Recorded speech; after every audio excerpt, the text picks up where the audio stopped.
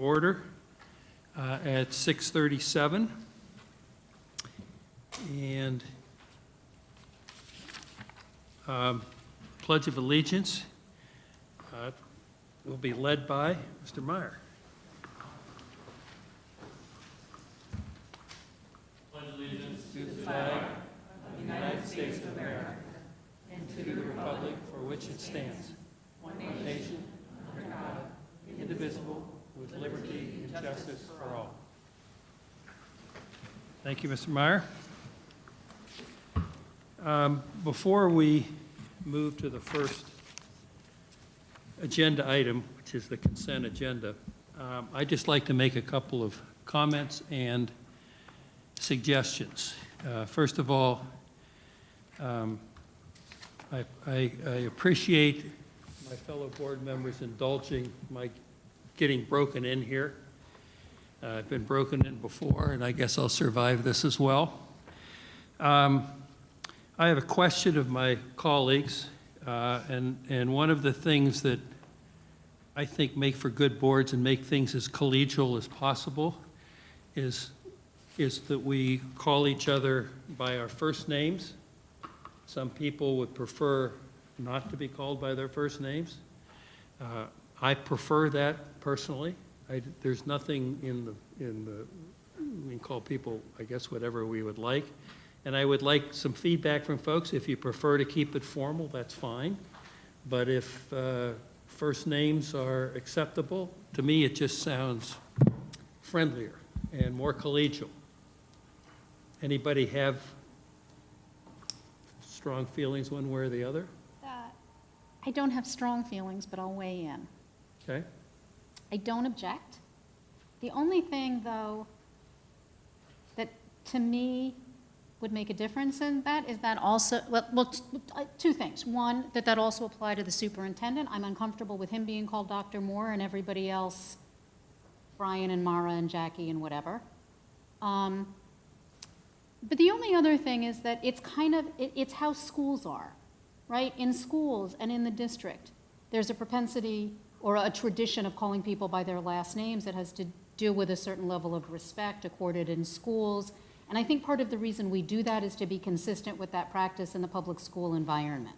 So I open that up to my fellow board members, but those two things said, I don't care. Anybody else? Is this something that we can talk about during discussion? Sure. Because we have citizen input, we're already 40 minutes late into our business meeting. I think it's a discussion that we ought to have, Okay, but our that's fine. discussion time is at the end of the board meeting, and maybe you can, during school board member matters, that's when we. That's fine, all right. That's the time that we usually talk about whatever we want to talk about, And if that's okay with you. yeah, that's all right. And there's another issue I want to bring up, and I'm happy to do it then. So the first order of business is the consent agenda. Is there anything in the consent agenda that anyone would like to be Yes. pulled out? I have one. Can you pull item 9A, please, revised school board policy?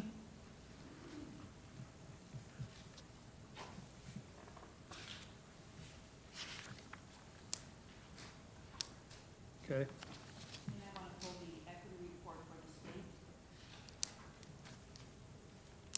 And which, I don't have the, I'm looking at the equity report for the state, Here's the agenda. Do you need an agenda? You might have 6A, one here. I'm sorry.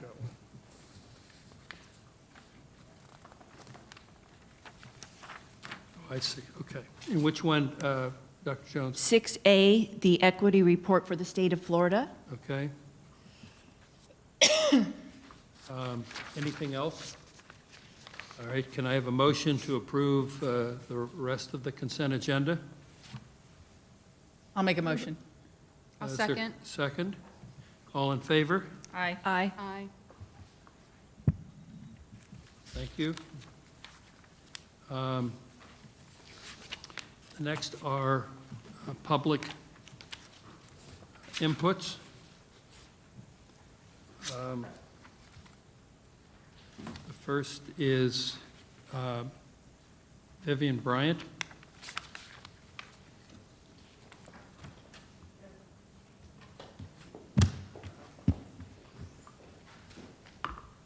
Good evening.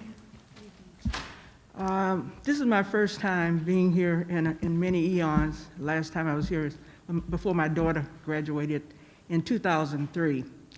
As a citizen, I'm born and raised here, except for the times when we all extend our education other places. I worked for the state of Florida for 34 years before I retired in 2010. My concern as a citizen tonight has to do with curriculum and making contact with the powers that be that are reciprocal and respond to us trying to accommodate what we need to express when we don't get the same degree of reciprocity from the administration at the schools. What I'm trying to determine is when we do send correspondences to those in authority, is there a set policy within the school system that requires at least a minimal response? And not only that, but will those responses not just be given like a no response, but is that something that we can at least get some validity on? Because if you don't get a response, there's no degree of communication. If there's no degree of communication, then you can't resolve anything. So that's what I'm trying to ascertain tonight. And sometimes we get to a stumbling block or a roadblock, and therefore you don't get anything resolved. And so my point is, I would like to speak with someone in authority about this, because I, with my experience recently, reported a flawed learning tool. I was able to investigate it myself during the period of the COVID pandemic that initially started. And unfortunately, the pandemic was a mechanism and a segue in order to determine this information, because without having virtual teaching, it never would have come to fore. And so this is what I'm trying to accomplish, not to be a pugilist at all, but to come to a consensus that if a citizen contacts those in authority, would they at least respond to our requests to give us some degree of latitude to, at least express to the powers that be what our concerns are.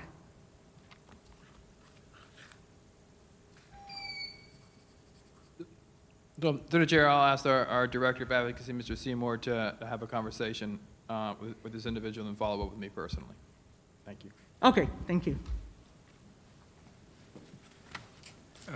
Mr. Richard Allen.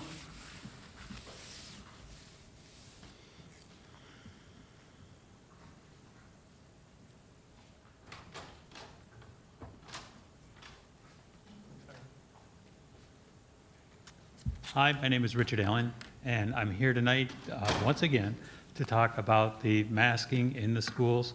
I would like to please request of this board that you change your ruling and allow masks to be optional at school, allow the parents to have that choice to determine whether masks should be for their children or not. And that's what I'm here to talk about tonight, and I'll be here at the next meeting as well. Thank you very much. Thank you. Chris Allen.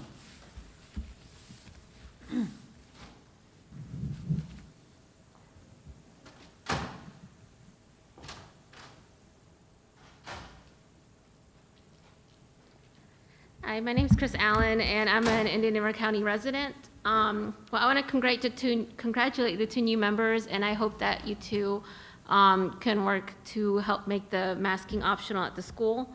And I guess you guys don't have any more email input, so I'm just going to read Jennifer Pippin's email. Hello, my name is Jennifer Pippin, and I have two children in the Indian River County schools. They're both in brick and mortar schooling.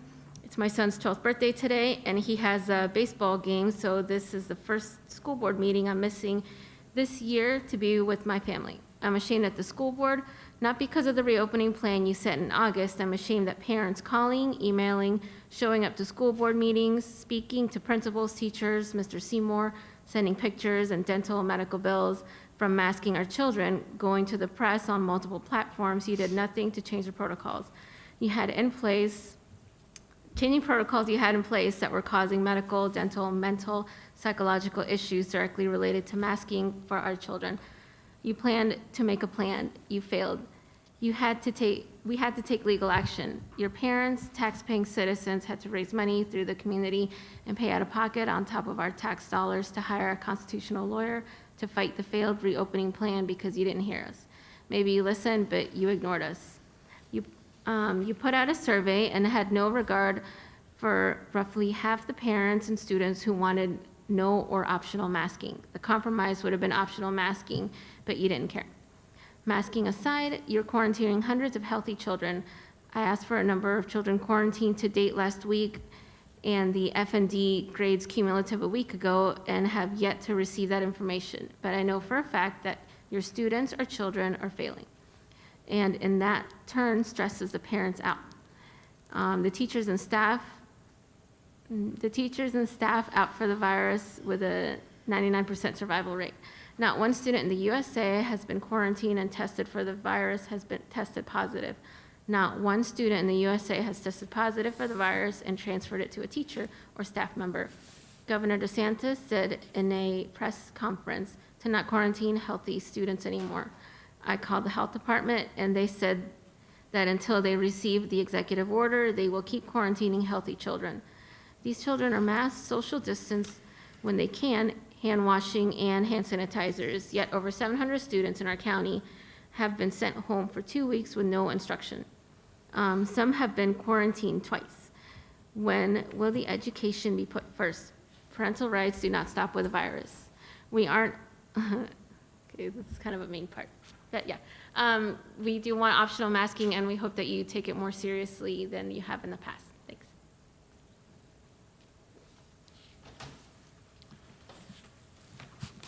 And Nicole Campanelli.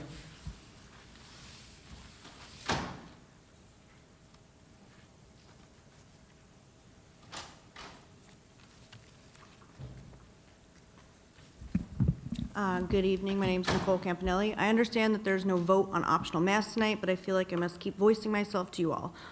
Believe me, if I had an option to take my son out of the schools district to go to a non-mask school, I would jump on it, but I've went in person and spoke to 3 in our county and there's no room for a second grader.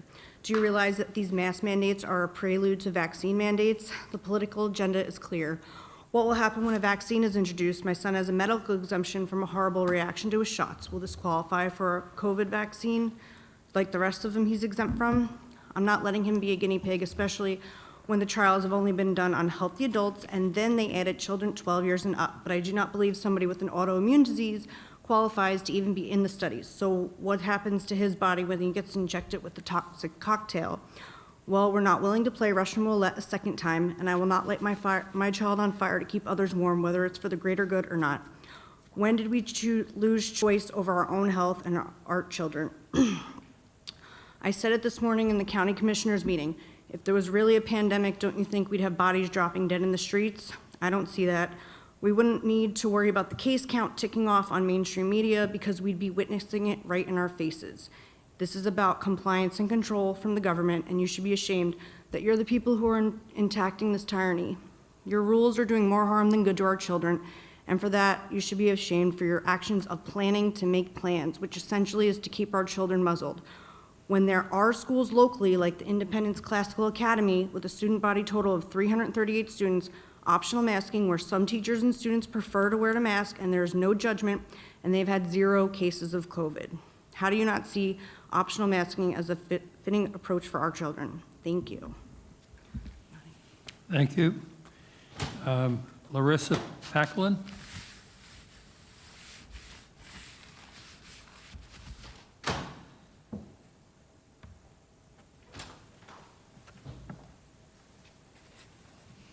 Hello, good evening. My name is Larissa Peklin, and I have a son in Indian River School District.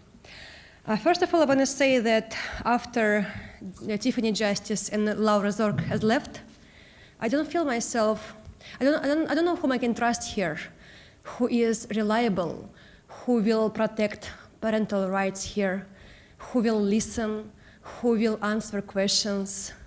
I don't know whom I can trust here, really. Your mask mandate is meaningless. There is no meaning in that. I'm here every school district meeting, and I send in emails. Sometimes I'm not receiving any answers. I answered Dr. Moore very direct questions many times, direct. He tries to go right, left, does not give me any direct answer. The fact is, there is no punishment for not wearing a mask in school. Everybody knows that, and you know it too. There is no legal statement that school can deny child's access in a school for not wearing a mask.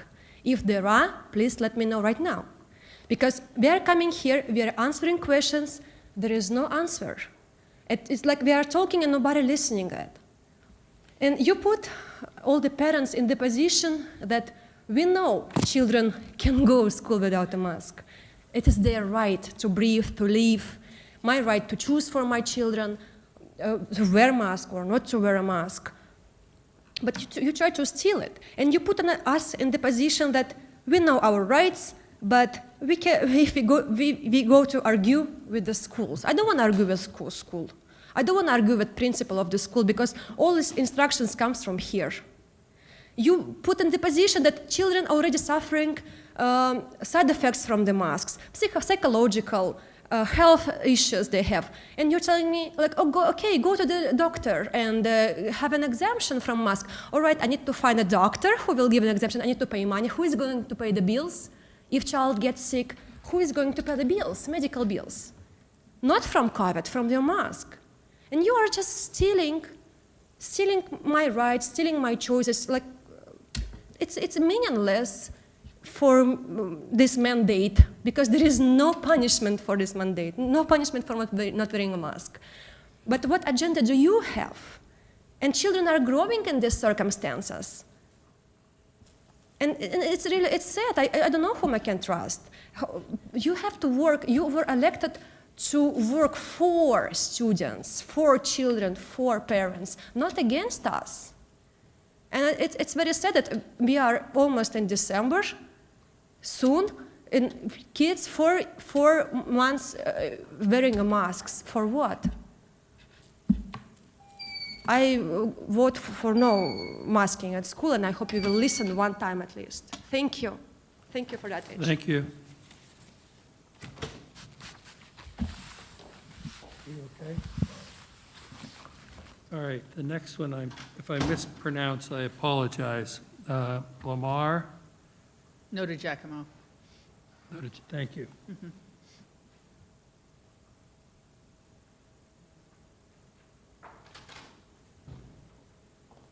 Hello. I think Mrs. Berenberg knows how to say it. Good evening. I wonder, is there any way to put this on the screen so that people can see it on the overhead? It's a graph showing the steep downward climb of deaths in Florida from COVID from November, I think it's November 1st, it's very tiny, but I think it's from November 1st to the 16th. And so it seems like all we're allowed to talk about is cases. We're having 1 million cases of COVID and let's scare everybody to death again and go into lockdown. And but if there's a way to put this on the screen, I would appreciate it very much. Can we put it up somehow? It's from the Florida Department of Health. So it's not just me making something up. But it's like just when we start to kind of, everybody can relax, you know, because the cases, the deaths are going down dramatically. On the 16th, I think there was 1 death. Okay, so just when everybody starts going, oh, I think we're kind of made it past the curve, then they say, oh, but there's another wave coming. Let's scare everybody to death again. Let's lock down. Everybody put your masks on. I don't know if how many of you have heard the situation with Elon Musk. He's a pretty smart guy, a scientist, created Tesla and SpaceX, and he tested 4 times. Two were positive and 2 were negative. So the tests are problematic. They could just cause panic unnecessarily. And, you know, if we're worried about saving lives, the evidence is here. The science is right here. But it seems like we're only allowed to talk about this portion of science and not this portion of science. We're ignoring the facts. The COVID death rate has gone down dramatically in Florida. So why are we still making masks mandatory? 85% of the cases, in July, the CDC reported that 85% of the new cases were in people who either always wear masks or almost always wear masks. That's from the CDC. I didn't make it up. You could go check it out yourself.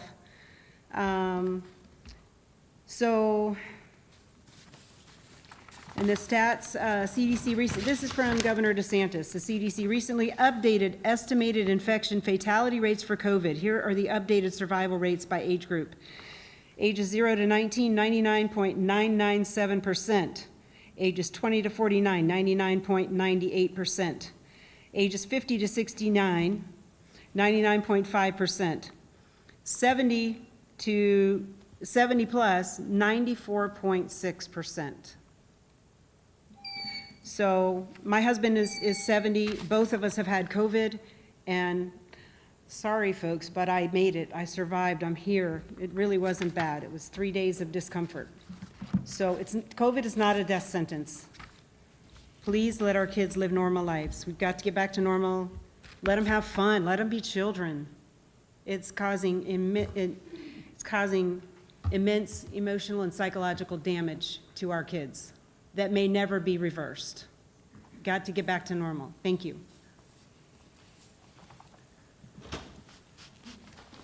Question, there's a 3-minute time frame. Yeah. And how in the past have you, is that what you?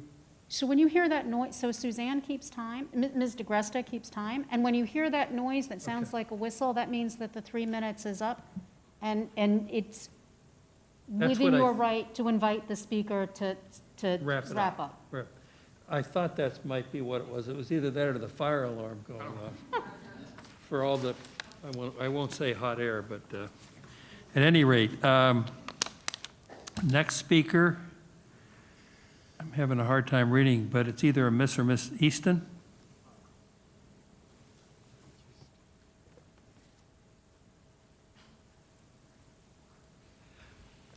Mr. Easton. Yes, apparently so. I think I.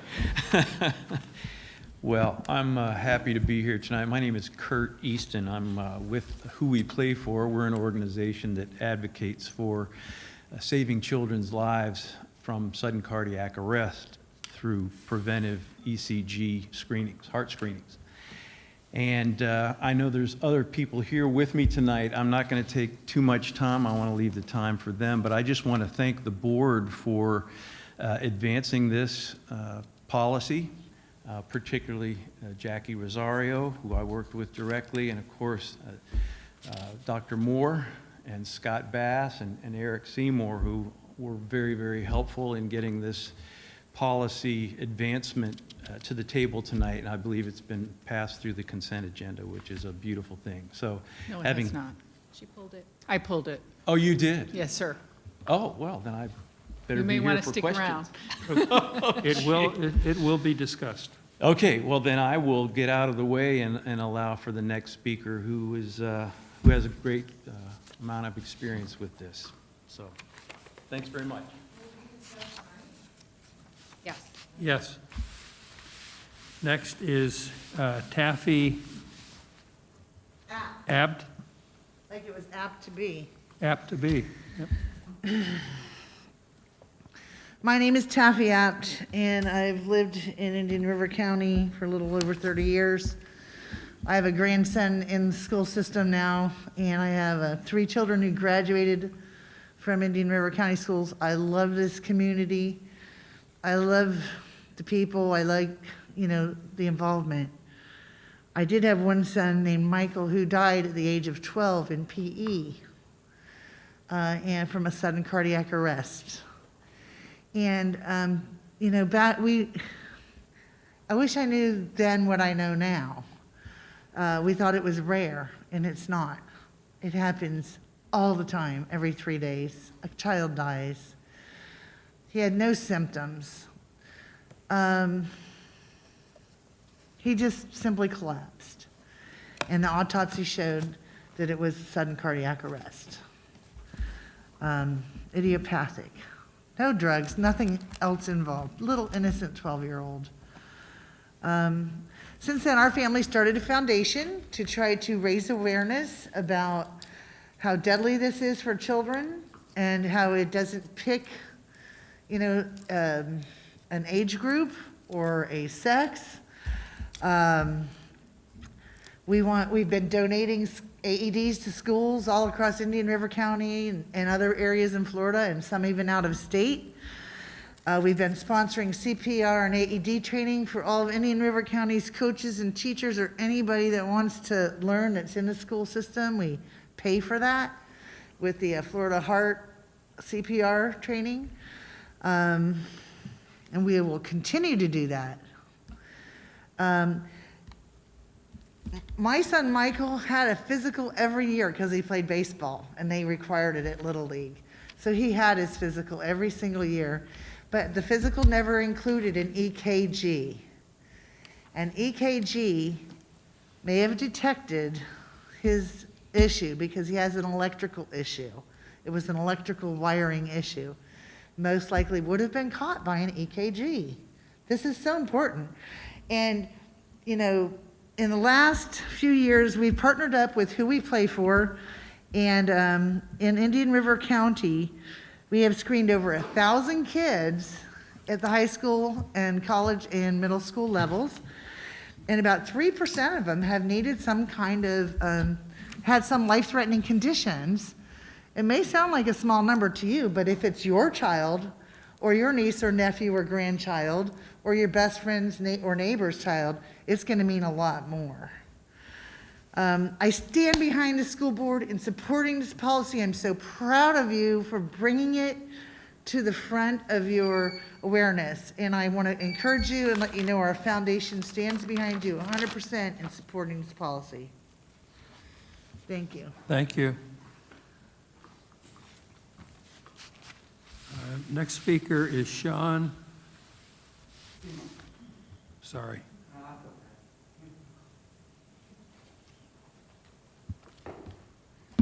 Yeah, thank you so much. I'm Sean Sema. I'm a volunteer with Who We Play For. And my story is very similar to Taffy's, only mine has a happy ending. My 16-year-old lifelong athlete daughter, who's been playing sports since the time she was 4 years old, 4 years ago went for a run and she dropped dead. My daughter suffered sudden cardiac arrest, which is not a heart attack. It's a sudden bolt of electricity to the heart and you're dead. It's the #1 killer in the United States. It's the #1 killer on school campus, not guns, not broken necks and concussions. 1 in 300 kids walk in our hallways has a deadly heart condition. 1 in 25 U.S. schools is going to have a sudden cardiac arrest. Now, it may not always be a kid, but either a teacher, a visitor, a janitor. Your county has been affected. I know of 4 kids that, one of them who's alive, standing outside, but the other 3 are dead, including her son, including Kamari Lyons, who died a couple years ago at Sebastian High School. So this is not rare. 1 in 300 kids are walking around with a time bomb in their chest. You're looking at a guy, I'm a physician's assistant, I'm retired Air Force. I've done well over 1,200 school physicals myself. So if you believe the statistics, and I do because they're reproducible, I've missed 3-4 kids who had deadly heart conditions because just like I can't put a stethoscope to that wall and hear electricity going through a heart, You cannot pick it up. My daughter was an elite athlete who had school physicals every single year, and it was missed. And we are missing it, and our kids are time bombs. I beg you, if there's any debate that's going to happen tonight, please keep this in mind. And I implore you, Google it. If you want articles for me to send you that I am not making this up and that this is really true, please let me know. The COVID problem in this world, I believe, is real. And the studies show that there's a 58% increase in sudden cardiac arrest. One of our people up in Connecticut who joined us, her daughter, who thank God had already survived sudden cardiac arrest, would be dead again 2 weeks ago. She had COVID, and thank God she has a defibrillator like my daughter, because she woke up to her chest getting shocked 6 times. This is real, and I implore you to please discuss this, and thank you. You're the 4th school board that's considered this in the state of Florida and the nation, and I thank you. And this is so important, and I'm sorry I went over. Thank you. Next is Evan Ernst.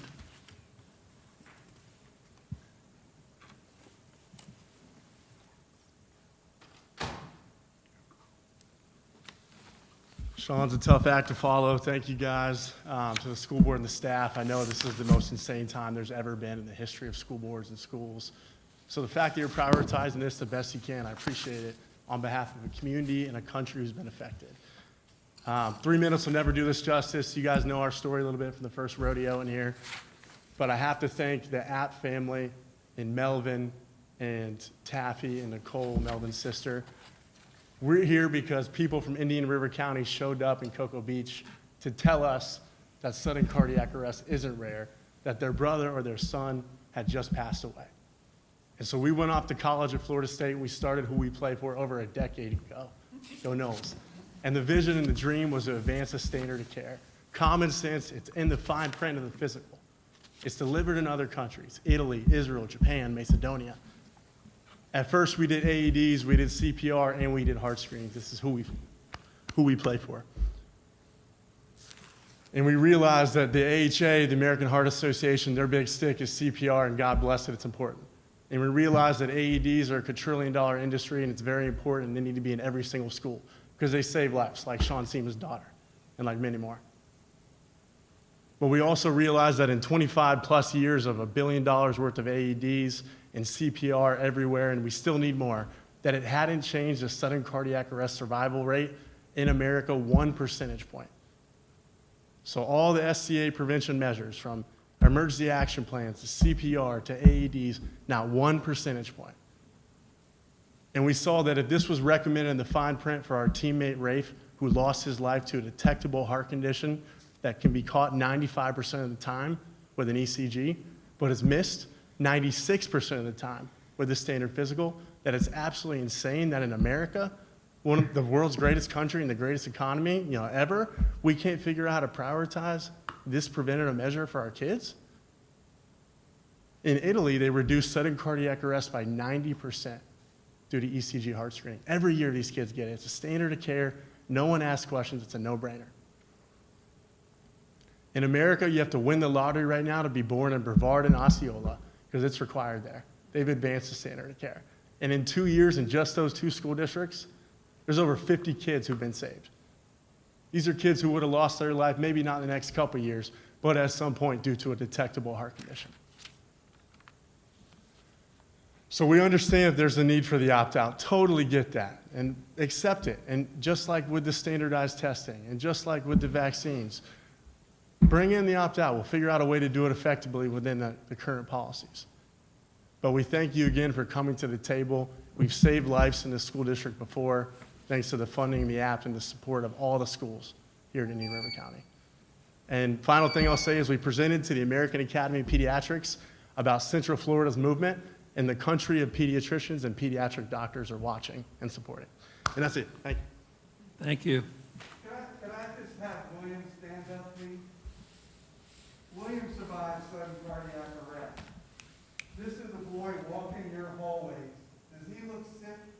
Does he look like somebody who's unwell or unhealthy, or that could be dead in a second in the blink of an eye? That's what's walking our hallways. And that's why when we do a physical like this, and we sign the paper and say, all right, buddy, you're cleared, that's why we miss it. And that's why this is important. And I apologize for taking more time. All right, that concludes the citizen input for this evening. Thank you all for sharing your thoughts.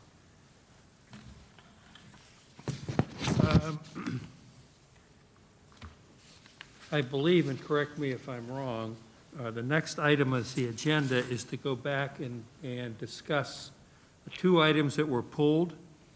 6A, Dr. Jones, that was your item. Why don't you lead the Excuse me. discussion? Usually go in the Mr. order Which that was it was pulled? brought, yeah. Don't we need to approve the consent agenda Yes. first and then go to the action items? Yes. So first, we need to have a motion to approve the consent agenda, pass that, then we'll move on to the items that were pulled for action. I thought we did approve the consent agenda. We approved the orders of the day. All right. Okay. Is there a motion to approve the consent agenda? I'll move. Second. All in favor? Aye. Thank you. All right, I guess 9 comes before 6, so It does when you pull the item. All right. So am I being recognized? you are definitely recognized. Thank you, sir. First of all, I'd just like to say thank you to Evan Ernst for coming here, Mr. Sema and William. Thank God you're alive and your daughter's alive. To Mr. Easton, all you guys are doing, that's awesome. And Mrs. Apt, I've lived here long enough to remember Michael and remember your story. And I'd like to say thank you for donating AEDs, because I know you've done that, and we appreciate that. This is not something that I'm against. That's not why I pulled the item. I pulled the item over semantics, and that is because of parents' rights. I think the way it's worded, there is a concern I had, and I think just inserting one word could get us where we need to go. And let me see, I wrote the word down, so let me make sure I have that. If you look at B, where it's green, which was the change to the policy, it says all secondary schools shall offer 2 opportunities each year for student athletes to obtain their required athletic physicals at their school. Such athletic physicals offered at school will include an electrocardiogram screening. What I would like to add is just put the word optional in there. Will include an optional electrocardiogram screening. That way a parent has the choice of whether or not they want to have that or not. I think the way it's worded right now, it says if you get the physical at the school district, and I did check with the attorney on this, that they will get the electrocardiogram done. I believe I've heard from parents that wish they had an option. That is why I'm asking for that to be optional. Any further comments, Dr. Schiff? Sure. A couple of quick questions. Thank you to those who spoke. Your testimony is moving. Your stories resonate. So thank you for being here, and thank you for your passion, and thank you for your commitment to this issue. I don't disagree with Mrs. Barenborg, but I have 3 questions about it. And I don't know if these are for Dr. Moore or for our guests, or who answers these exactly.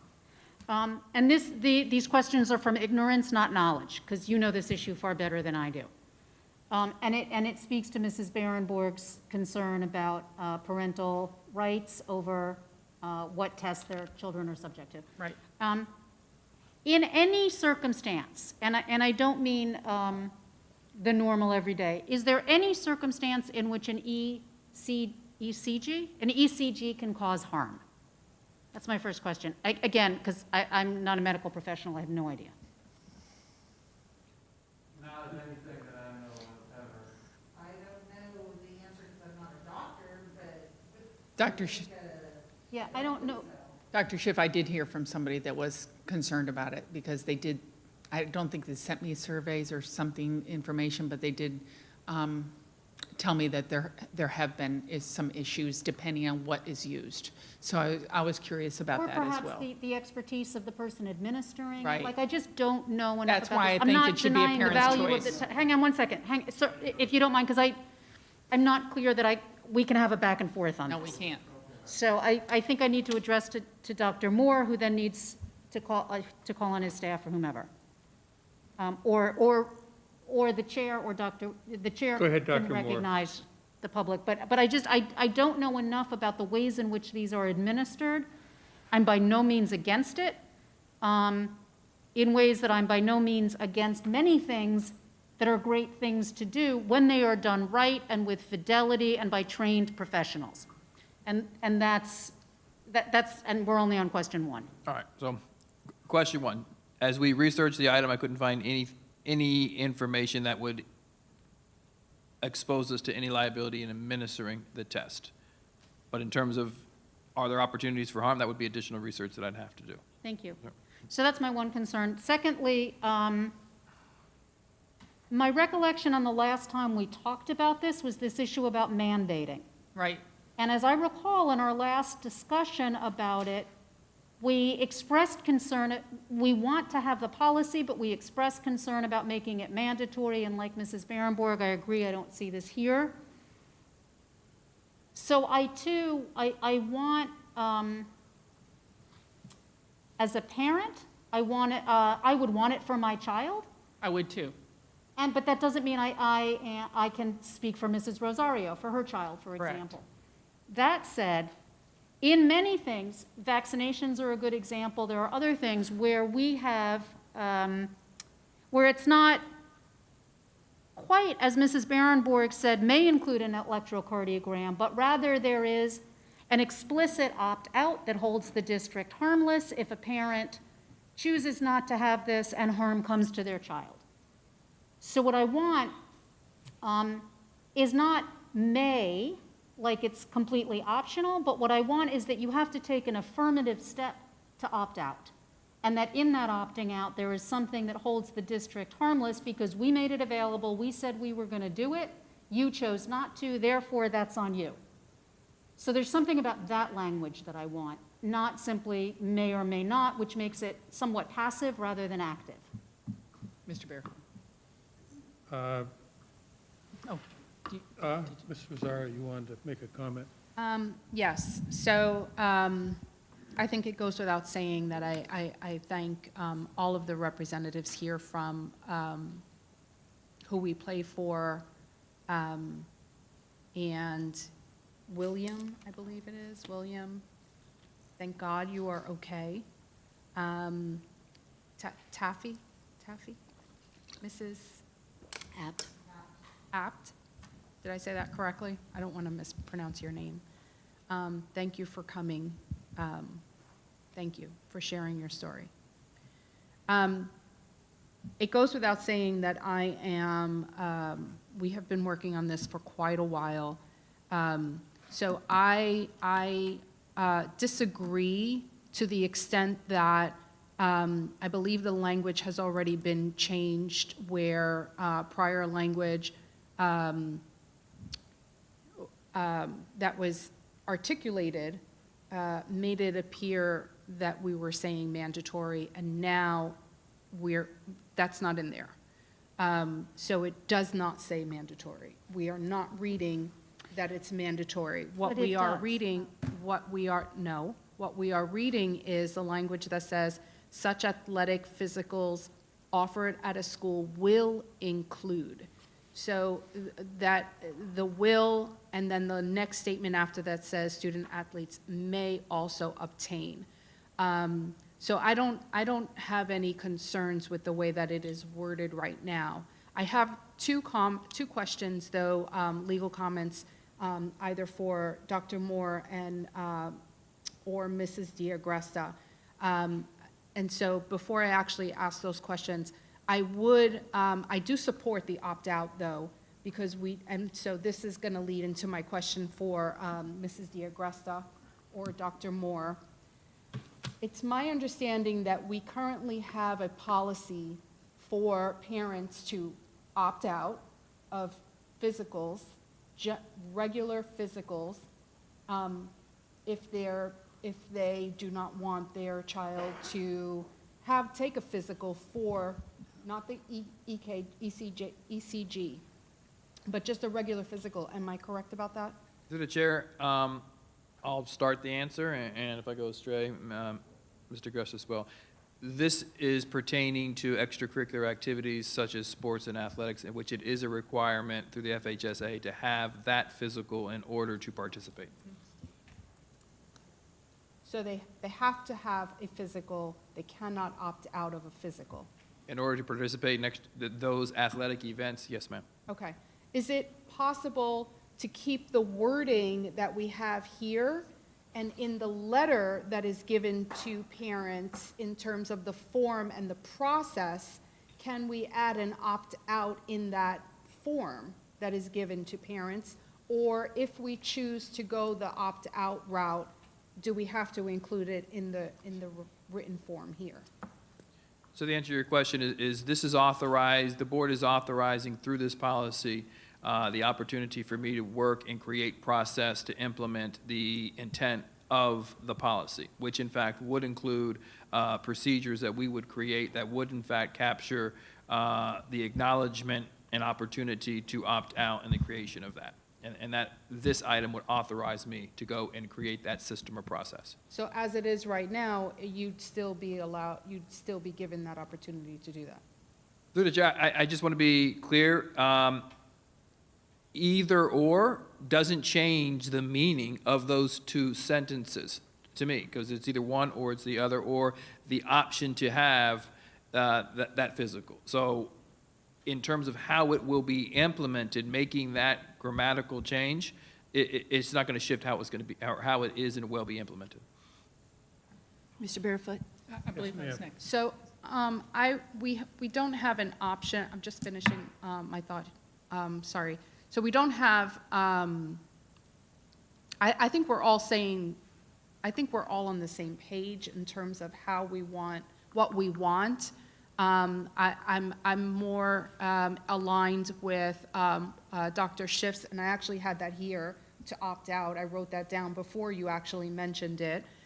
So I would prefer that we could, at the end of this, say parents have an opportunity to opt out, if possible. I mean, you know, to include that language in there. Can I be right? Are you done? No. No, I'm literally still talking. But if we could include that in somehow to that extent, I mean, I think I could certainly support that. We have, Okay. I believe the word optional, the fragment of that word is opt out. That's exactly what I just said, is just put the word optional in there, because we're talking about policy, not a form. The form could be, here's your opt-out, yes or no, do you want the ECG, ECKG, whatever it is. If you want that, check here, if not, check here. That's a form. We're voting on the policy, and all I'm saying is exactly what you're trying to say here is just, if you put the word optional in there, then it gives us the opt-out. If we don't put the word optional in there, what this policy is saying is you have a choice. You can either get the school district's physical that includes the ECG, or you have to go to your own doctor and get it. In other words, if you can't get the one from the school district without it. That's what this policy says. That's the only reason why I said use the word optional. I just want to give parents that right. But I they am have not that- against this at all. They have that right anyway. But they don't in the way the policy is written, Ms. Rosario. The policy just needs to have the word optional written. If we insert the word optional, it will work. I already checked with the board attorney on it. Can I, Dr. Jones has a wait, question, and then- Dr. Jones. Thank you. It's been down. Go ahead, Dr. Jones. As a former coach, athletic director, associate executive director of the Florida High School Athletic Association, however we make the wording, we have just got to move forward with this. And yes, parents have the right to opt out. That's a non-issue to me.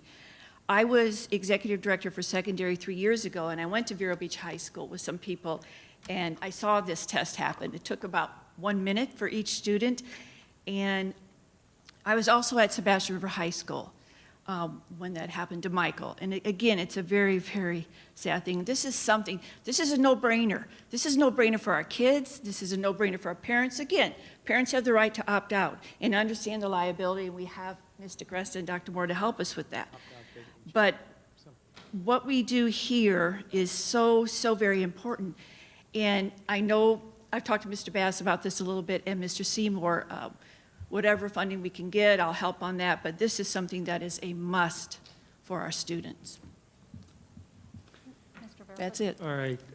Last word, Dr. and then I'm Schiff. going to call the vote, if I can. I just want to, I've now read this. What I want, which actually has me, I think, be good with the language that's in here. What I want is that you have to take an affirmative action to opt out, not that you take an affirmative action to opt in. That the presumption is that this will occur, and then, but you have an opportunity to opt out, and you have to take action to do that. I want it to not be, oops, I forgot, and so passively it does not happen because I didn't take action, but rather the presumption is that it will happen unless you take action to opt out, and you have that option. And I think this actually, the closer I read it, I think it says that, and I'm actually okay with it.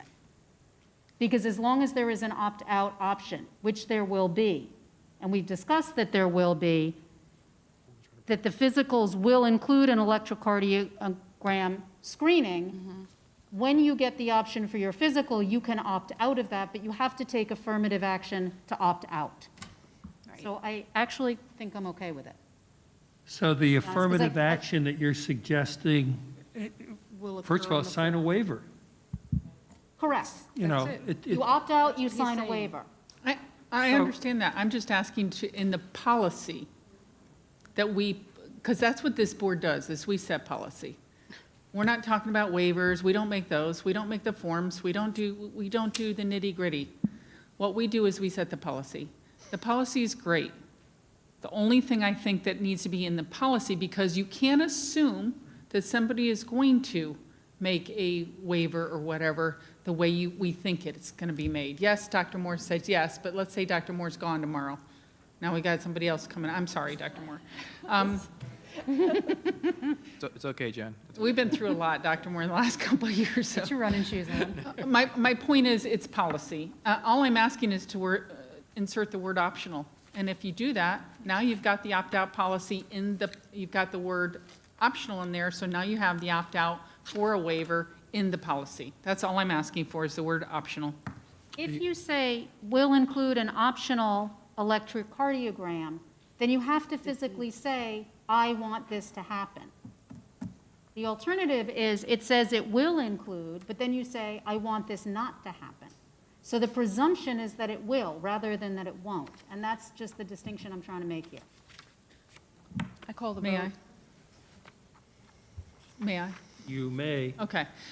I get what you're saying. I truly get that. And I'm fine with it. I just, as a parent, and you're signing all these forms at the beginning of the school year, your child's playing a sport in the fall, and you're signing all these forms that you have to sign for school. And sometimes you don't read everything. And then let's say that ECG happened and the parent says, oh, I didn't know. And I'm going to say, okay, I want to say that there's going to be a waiver that has a checkbox, like you're saying, yes or no. But if we don't do that and that waiver doesn't happen, the policy says, yes, they got that. They're supposed to get it. And I'm just saying, I think it's like vaccines and anything else, it's a parent's right to decide what their child has done to them. That's the only reason why I said, please insert the word optional. That's all. I don't want it to be optional as in the parent has to decide to add it. No, that's not what I'm saying. I think Dr. Moore understands that he can still make the waiver. He can still say, check the box. Which one do you want? I just feel like if we don't put the word optional in the policy, now we're saying all children have to get that done. And if they go through the school board, which there's no cost to them for the school board, right? But if they go to their own doctor, there's a cost. So now we're saying, in order to get the free one, you have to get the screening. So I just feel like we should give parents options. But if you, Madam, Mrs. DeAgresta, when you call the vote, we just vote, correct? You can call the vote.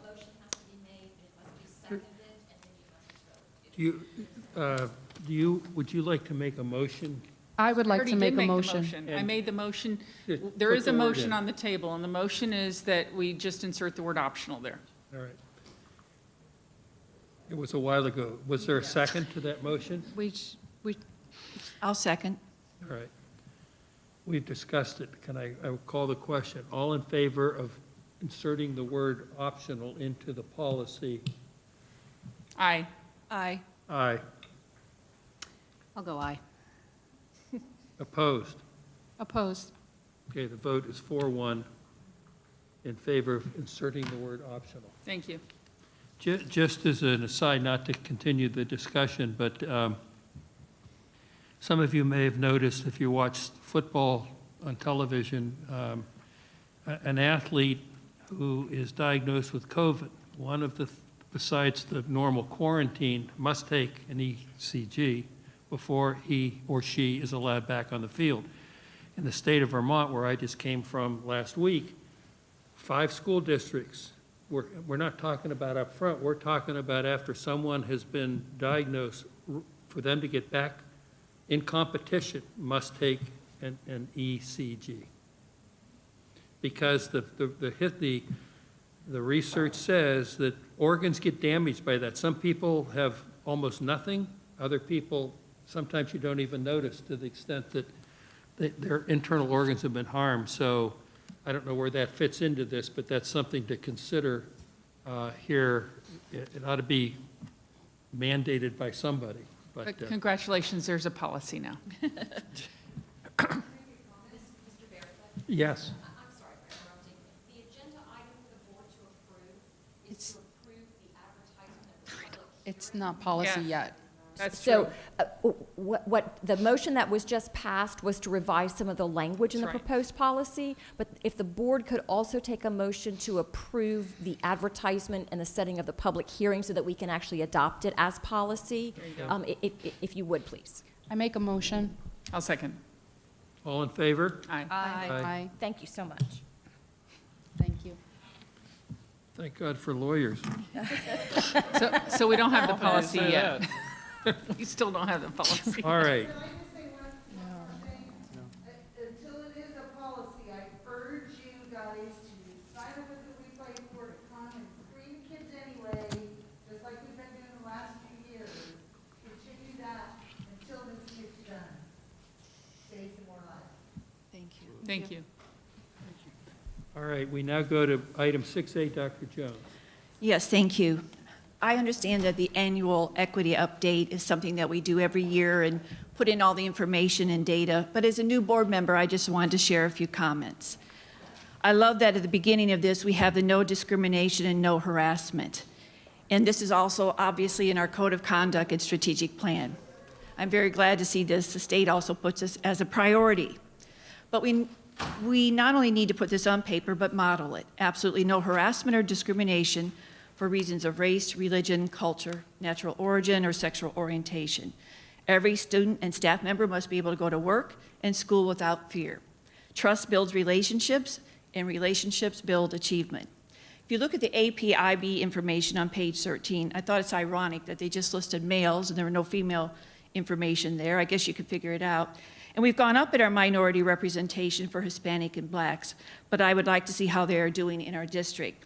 As a former principal, you make the master schedule work for their students. District wants to increase this 5% in the next 2 years, which I think is great, as long as we're there for support.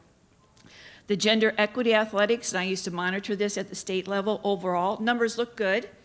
Athletics and extracurricular, I will tell you every day that they are the best dropout prevention program we have. But I also want to double check all the time if our students aren't trying out due to finances. I know we have pay to participate and just want to make sure we're not excluding anyone because some of the sports can be very expensive. Of course, I'll get with Mr. Bass and Mr. Seymour on athletics and extracurricular in general, see how we're doing for our students who struggle.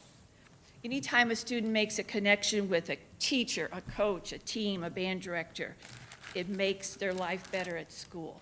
Coaches and ADs work hard to make it a good experience for our students, as our teachers do every day in the classroom. So again, our equity report looking good. I just want to follow through on the students and how they're doing in their classes. Thank you. Thank you, Madam Chair. Any further comment or response to Dr. Jones? So are we, now we vote on approval? It's just, Yeah, we this is don't- on the agenda. okay, all I right. just wanted to say a few words about the report. There does need to be a motion to approve. Yes, Yeah. I'll approve. Second? Second. All in favor? Aye. Aye. Aye. Opposed? Passes. May I make a comment? Sure. As a new board member, you're allowed to comment on consent agenda items, anyone you wish, like you just did, after consent, if you want to do it that way. It's totally up to you. In other words, if you don't have to move it to action, you can just comment Okay. on it Okay. after consent. I wanted to move it to action. Absolutely. Just letting you know that you can do that. All right.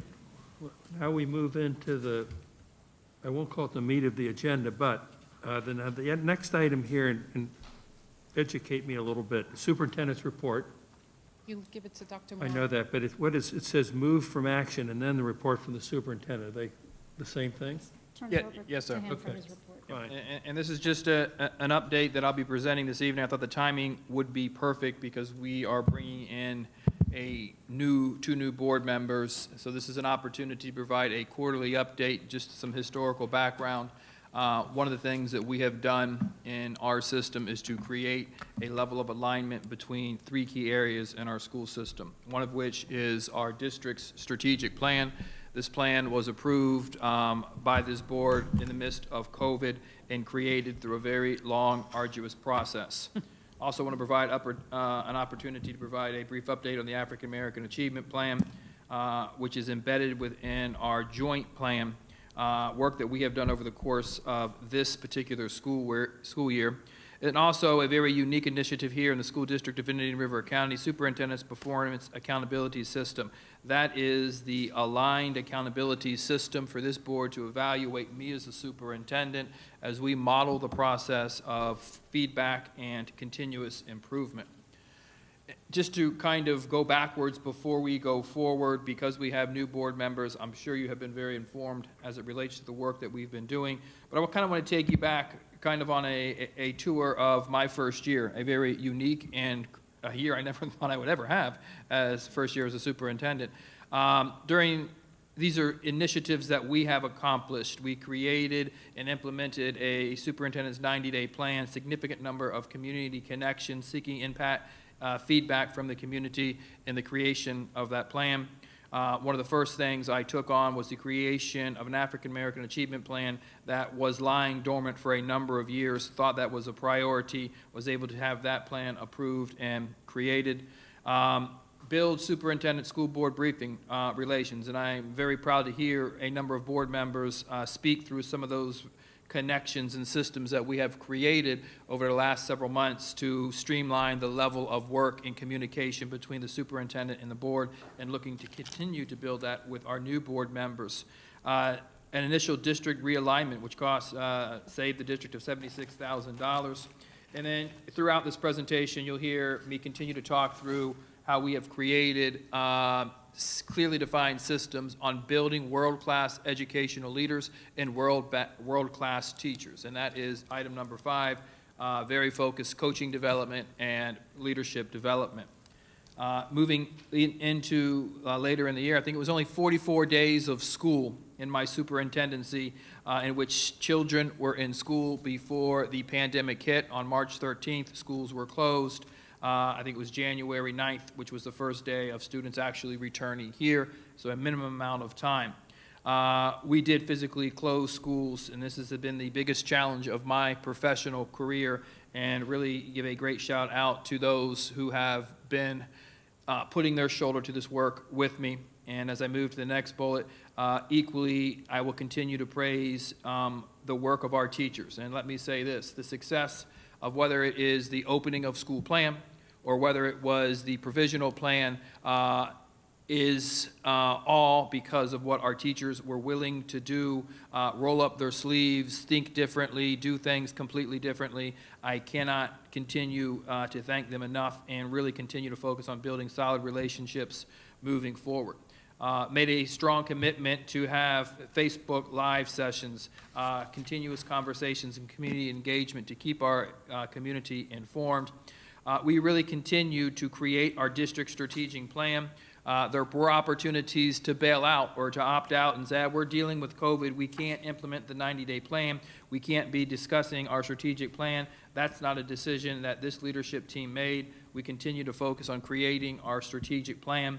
Under the leadership of Mr. Fagan, we have created a school allocation model that speaks to equity, ensuring regardless of where your school is housed, what zip code it is in, those who receive more, need more, receive more, and this allocation model ensures that we are equitably providing funding to schools based on need.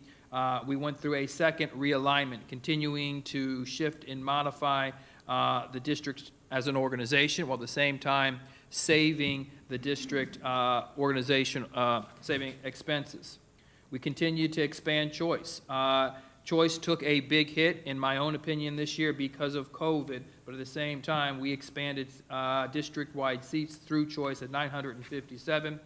We created this accountability system, which is very unique. I don't think there's another superintendent on a quarterly basis who has fully aligned his accountability, his outcomes to the district strategic plan and taken it significantly further in aligning principals accountability and cabinet level accountability to that district strategic plan. Then we began the process for opening of schools, which is not or was not an easy process, was not at all a typical opening of schools. So when we kind of look at the opening of schools, bringing us forward to this particular year, as you know, 3 instructional models. We led with meeting the needs of the community as it relates to COVID and creating models that allow families to access education in which they feel comfortable in the midst of a pandemic. We created our second African American Achievement Plan. This is a plan that must be approved prior to the opening of schools. So over the course of the year, we have now created 2, and we're proud and looking forward to sharing some information on that moving forward. In the midst of a pandemic, we brought a millage to our voters, and we received a 76.6% passing rate, the highest in the history of this millage, 10% higher, with a significantly higher voter turnout here, and that is an absolute vote of confidence to the work that this district is doing. Our community supports the school district of Indian River County. We quickly realized as school started, we needed to create what we call Project A2, acclimate and accelerate. As a result of COVID, we were seeing significant declines in student achievement from the voice of teachers who have taught particular grade levels for careers. They were greeting their students back. They were excited and thrilled to be back, but where they typically were in previous years, there were significant gaps that we know we needed to fill. A2 was the opportunity to be intentional of allowing students to acclimate back into the school environment or the instructional models, while at the same time accelerate their academic performance. So when we hit December, it's as if COVID never hit, and we continue to work through that. We created and began to implement our district's strategic plan, continuing to enhance school themes. So we did the initial round of choice, and then we, through the reorganization, hired and created an innovation office, so continue to enhance and modify those themes to ensure that they're relevant. We established and created and expanded drastically online school enrollment, and as we continue to look at our advocacy for students who happen to be quarantined at no fault of them, we created what we call Instructional Advocates. This is an intentional initiative for us to circle back with students assigned at school sites to ensure that the level of support is being provided, quality instruction is taking place as we move through an unfortunate quarantine. I think it's important to note, we started the school year with about 62% of our students signed up to return to brick and mortar. We now are at 78%. And I can tell you, in speaking to other superintendents, they're waiting on when to pull their students back. They're going to wait till January. We saw the impact of what was taking place in instruction and the quality or the rate of growth for our students in the midst of the conversations around the mask, we still were able to bring back and increase our level 1 students back in school or moving from virtual to transitional. That is an accomplishment we all should be proud of. Now, moving quickly, that kind of brings us up to where we are now in this first quarter. So what I will do is talk through our strategic plan. Just quickly, these are our guiding principles for our new board members. These guiding principles define our actions and guide our decisions. We apply them to our decisions and actions on a daily basis in order to ensure that we are upholding our system's guiding principles at all times. We designed our strategic plan in 5 key areas. A lot of conversation and debate with the board members in the creating of these 5 areas. These 5 areas support our unifying mission, transforming education to inspire and empower all students to maximize their full potential. Doc Jones, all students. That means there's work still to be done in this district, and we'll have the opportunity to talk about that in a minute. Now, I want to talk about what we have accomplished. And when I say what we have accomplished, you're going to see this is a systems and process heavy presentation. At the end of this first quarter, there has been significant shift in change in practice, procedure, and implementation. So I've highlighted and pulled out some things that did not exist in previous years, but will in fact produce significant outcomes in the future. The instructional feedback cycles, whether it is a school improvement plan or whether it is continuous feedback as it relates to professional development or feedback for my team, we're always creating and reducing what we call feedback loops to improve continuous improvement throughout the district. Working with our LEAs, one of the things I realized in my first 90 days is the need to enhance and improve the quality of exceptional student education programs. We've reorganized that office. We bring very specific development, superintendents, advisory council, continuing to grow and invest in our LEAs to ensure that we're building that capacity as it relates to effective IEP development, compliance, and implementation. Social emotional support has been something that is key for any system to be successful in the coming years. Despite COVID, it is a priority. We have added counselors at every level.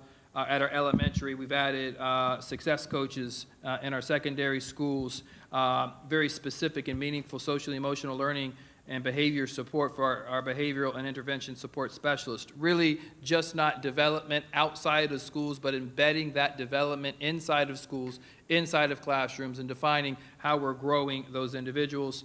You've heard me speak quite often about making data our superpower. We have created and once again reorganized our district and freed up Dr. McMahon really to focus in on the creation of Power BI, not to just have data, but to put data at the fingertips of our administrators, our instructional coaches, and our teachers, to use that information to drive the conversation on how to continuously improve the quality of instruction.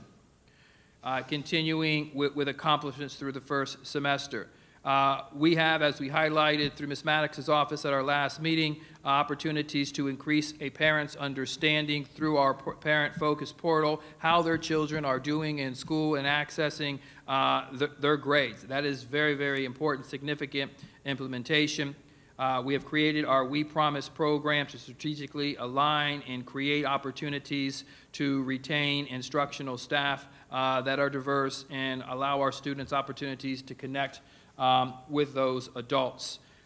Continuing to recruit and retain and train aspiring principals and assistant principals. We always need to have individuals on the bench. Who's the next principal up? Who's the next assistant principal up? Our students do not deserve someone who's going to learn on the job. We need qualified individuals ready to step in. We're providing that training moving throughout the year, so when the situation presents itself, we're ready.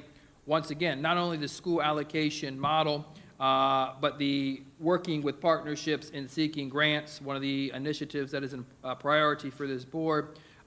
Learning Alliance has increased their contribution to this district in the tone of $1.5 million. last board meeting or one of the board meetings before, high impact grants, 9 schools, $62,000 already. So significant partnerships, strategically placing those resources where we know we're going to see outcomes. So the conversation isn't just about where we're seeing shift in change in system or process, but let's talk about outcomes. And outcomes is still something we take at this particular time because of COVID, because there was no assessment last year, because the environments are significantly different in terms of the number of students that are back, the ratios of students that are back. I'll present these just as a progress monitoring step, but we need to continue to look at these. When you look at baseline suspensions for 1920, you see there were 1,461. Our target for the year is 731. We're under 10 for this particular school year. Once again, that doesn't include all students. We started with 63%. So I am in no way claiming victory, and look at all that we're doing, reporting the data as it is. Quarterly progress, monitor African American white disparity in classroom removals. You were 4 times more likely to be removed from a classroom if you were African American in comparison to white students. That at the end of the first quarter is 2.88. That's progress, but quite honestly, that's still not acceptable. Parent accessing focus, you see here Ms. Maddox and her team has done Chris and Sarah, have done an absolutely outstanding job of meeting this measure, significantly meeting our initial target. And I can't speak enough. This is giving parents the information of how their children are doing in school. This allows parents to have meaningful conversations with our students, so we need to continue to grow that number. Certified African American teachers, the baseline was 9. Shamefully, it has been at 9 for a number of years. We were able to move it to 11% over the summer, and we will continue to monitor and grow that number. Hispanic staff moved from 5 to 6. Our target is 9. We've already spoke about some of the grants we received and some of the health and safety inspections, doing very, very good in meeting those particular numbers. So that's just a share of data as to where it relates to the first quarter of implementation. But as you get to know and work with me, it's always going to be about where are the opportunities to grow, where are the opportunities to learn, and how do we shift and modify in real time our level of implementation to maximize outcomes. So here I've listed a few that are current to opportunities to continue to grow to hit the outcomes that we set for ourselves. Remote learning and models, we need to continue to focus in on that, and I'm going to talk a little bit about that in my closing slide. Exceptional student education and services and delivery models, we're proud of those initial steps, but we see significant opportunities to continue to grow over the course of this particular year. We need to continue to engage with parents and family. It is key, and we can't allow COVID to be the excuse as to why we're not connecting and growing our families and communities inside of our schools as we move forward. We need to continue to grow our future leaders based on feedback that we receive each and every single time we meet with our principals or assistant principals. How do we continue to grow that? We have to be hyper-focused on growing the most meaningful, world-class educational leaders. And then continuing to build and look for opportunities to optimize allocations, alignment of resources, to be nimble with the dollars that we have, but at the same time using those dollars to maximize outcome for students. As I move now, I'll align and give a very similar presentation and overview as it relates to the African American Achievement Plan. African American Achievement Plan was approved prior to the opening of schools. It was a new plan, and this is the areas of implementation for the first quarter. And this is a strategic plan that we have in place to continue to monitor the improvement of the life, the improvement of how African American students feel, as well as the quality of education that they receive here in the school district of Indian River County. We've done and initiated walkthroughs looking at culture responsive instructional practices, just not very intentional, embedded into our our impact review process. Conducted peer review as it relates to school improvement plans, looking at academic gaps, learning from one another on how we're going to create those plans. Working on some very innovative frameworks for a unity and equity, micro-credentialing, professional development opportunities. This is being led by Mr. Meyer and Dr. Long.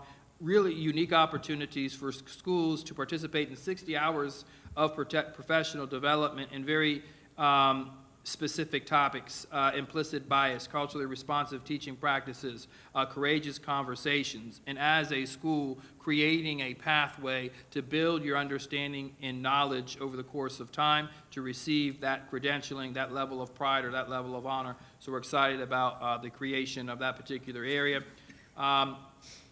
Continuing to look at data and being able to not only have the data available, but to use it to drive and look at subgroup performance as we continue to have the conversation.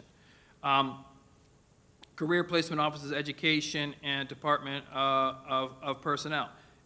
Really looking at how we're connecting with universities, historical black colleges and universities to grow and recruit individuals into the school district of Indian River County. ESE evaluations, continuing to work through that. We approved tonight our housing committee. That's something that was led by Board Member Barenborg. So we're excited to really begin that work, and we think we're going to be able to bring some very innovative ideas sooner than later as it relates to that work. And then continuing to look at our LEAs. I've already spoken through that. Some outcomes, some of which I've already referenced very early on in the school year. The disparity, progress, but not where we want it to be. The percent of students in our alternative program, extremely misleading. A lot of students are not actually in school, so as you look at us being 10 percentage points below our target, it's not, something we should celebrate.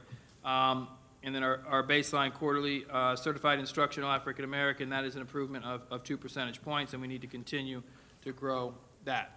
Opportunities for improvement, really grow teacher understanding as it relates to culturally responsive practices, continue to look at disciplinary alternatives to classroom removals, empower teachers to deal with behaviors and redirect students' behaviors and not remove them from classroom instruction.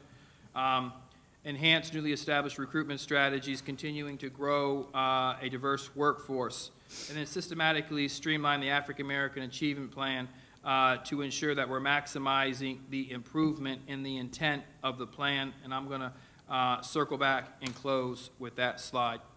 Superintendent's evaluation system kind of pulls this presentation together. A lot of this I have already spoken about as it relates to district level data reviews, continuous improvement, Datacom, sitting with principals, really having a conversation with each principal as to where they are, the A2 initiatives, really creating and aligning a new way of district work through our strategic plan, and focus area 2, which is equity, culture, and climate. We have established equity as a priority in this district, and we've done a great deal of work because we put our attention there. You all have heard me say, when I break down where I have spent my time within my first year or coming up on the close of my first year, equity takes the prize for where I've put the most amount of my time, and it continue to need to put it there. We've established as a priority, but we need now to be systematic and clinical on how we do this work moving forward. And then also continuing to improve exceptional education and as it relates to student placement. And looking at focus area 3, communication and engagement, we have a system that we call the Collaborator. This is a one-stop shop for our principals and teachers to access information through our system and not have to search and look for emails and be confused as to where things are. You know it's in the Collaborator. It's our housing system for communicating with the field, and then continuing to be avid or courageous in looking and gathering feedback through think tanks, surveys, advisory councils to grow us as a system or a district. Looking at talent development and support, I think I've covered all three of these. Very excited to continue to work with these particular areas. This is key for our future success, these particular areas. And then our allocation model, which is our organizational and fiscal responsibilities. We are still seeing significant progress there. Staff allocation model, district realignment, expanding utilization of technology to enhance district initiatives. We're doing some very, very, very good work. So as I come to the closing slide and I run through a lot of information, as we finish the first semester, I am very excited, even in the midst of a very challenging time, the volume of work that has taken place, the focus that principals, teachers, district staff, all employees have put on students to look and evaluate their work in different ways in order to ensure we're maximizing outcomes. And we've created this last slide because it really does kind of capture what is next. We need to maximize the number of students, and it says here brick and mortar. And as I've told you, we've returned a number of students back into that environments. That's complex work. The variance of where students sit in classrooms today is more than it has ever been. Differentiation is more now a key strategy than it has ever been because of the variance of where students are. That is a challenge, and that is stress, and that is support we need to provide for our educators who are dealing with it on a daily basis. We need to look at how we're going to optimize the models to match the needs of students. We're still allowing parents to make choices based on where they feel comfortable, but we're directing and having very explicit conversations regarding how students are doing within those models and looking to optimize that performance. Really continuing to review and making modifications and changes. We led probably the state in pulling students back earlier than most, but now we're reviewing and looking at, right now, principals. Mr. Meyer has on his desk 22 plans on how principals are going to continue to shift and modify academic plans for students who are not finding success, whether it be in virtual or transitional and even brick and mortar. And then we intervene. And those are opportunities for us to go into the community, knock on doors, speak with parents, and say, we want to have a real, meaningful conversation about how we're providing education to your child. Streamline. When I say streamline, it's continuing to enhance and pool these plans together to maximize and enhance the outcomes. And as I reflect on the first quarter, I'm excited about the systems that we have created, the structures that we have created. If there are opportunities to improve, it is around our work of equity. And I say that in a very humbling way, because as you recall, just 5-10 minutes ago, what I said, it's where I've put most of my time in my first year of superintendent. And I'm proud to say that and wear that as a badge of honor. But when I look at where we are with the implementation of our African American Achievement Plan, and I look at where we are within our Equity Committee, and I look at the implementation of our joint plan, we are under a desegregation order. There are opportunities to step back from that work, to evaluate how we're doing that work, to improve our partnership with the NAACP, and looking at what has and has not worked, connecting their committee, their executive committee with this board, and having conversations on just not meeting or implementing the plan, but creating a plan that improves the life, the quality of life, how minority students feel in our schools, and the quality of education we are providing. I can tell you the current joint plan does not do that. It does not do that. And if we're going to be real and if we're going to be meaningful, we need to be bold. And we need to work to create a plan that is goal-specific.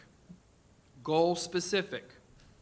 Just not about doing things to meet the letter of the law, but changing and empowering students to be successful for the rest of their lives. So it is a drastic shift from what we have been doing. I cannot and will not sit here and ask staff to capture paper after paper after paper to capture work so we can say we're being compliant. We need to create a relationship with the NAACP where we're maximizing outcomes. We need to create a plan that's going to allow us to do that. And you want to see a district soar? Take some of the people who are sitting in this room and take some of this compliance off them. Have them be in schools, support the work, be about the work. You will see drastic change in this community.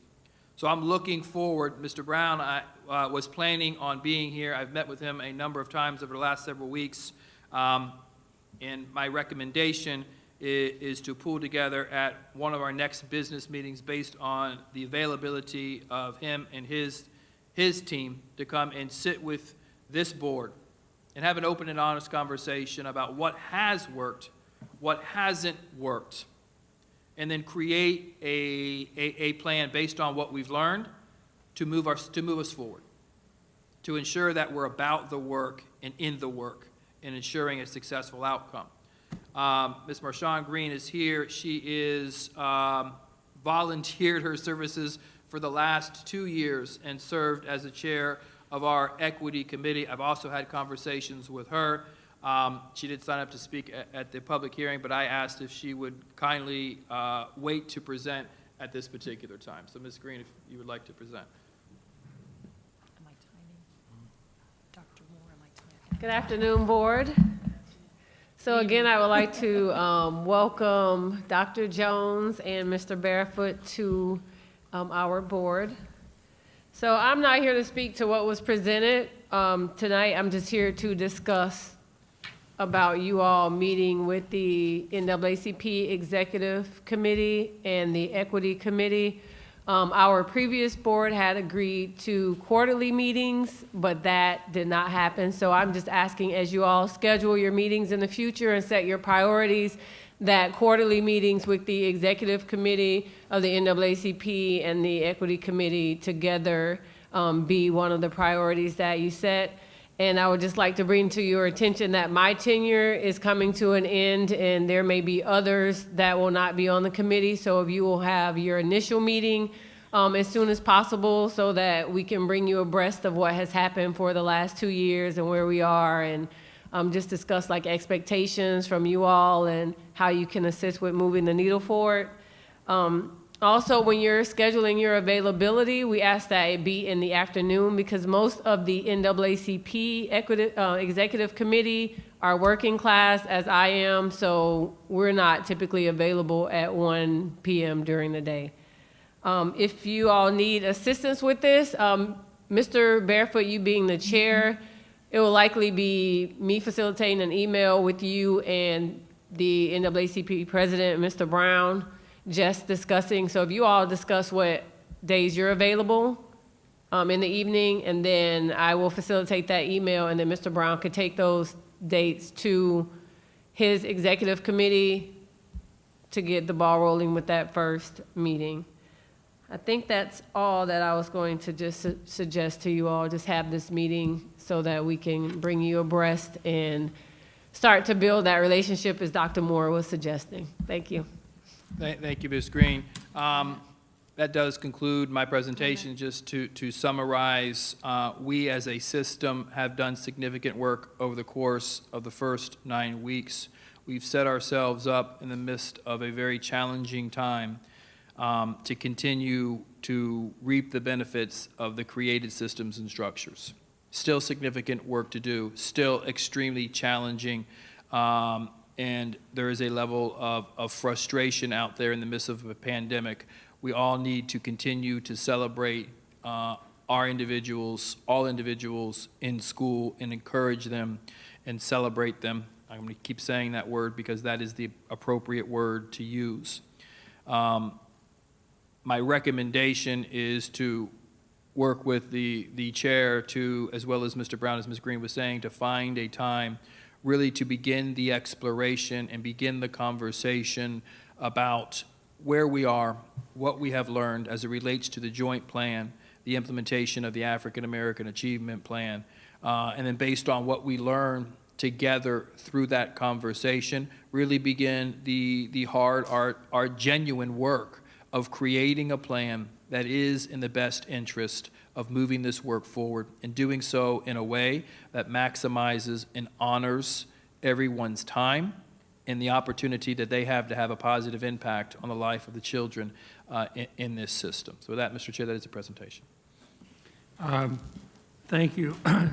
Before I turn it over to my colleagues, it's when I was given the plan, it was, I think, 167 pages. And the first 20, 25 pages were meaningful, not that the others wasn't, but I think the focus on goals, objectives, and not process is entirely appropriate. I forget what the old saying is, if you can measure it, you can accomplish it. And I think that if you don't have goals and get agreement on how you reach those goals, you're going to have a hard time getting to where you want to get. So I applaud your focus in making a shift here, if that's the correct choice of words, to a more goal-oriented approach. And the conversations on the steps necessary to reach those objectives will be very productive, I'm sure. I'm sure some of my colleagues would like to speak. Dr. Schiff, you want to start? Sure. And then maybe we'll run down, because I know lots of people have comments. Thank you for the work that you've done, Dr. Moran, for elevating this as a priority area in the district. It is a departure from the past, and I really appreciate your attention to it. I was going to, but you already did, but thank you for recognizing Ms. Green and the Equity Committee. I want to say 2 words about Ms. Green, which may embarrass her a little bit, but sorry.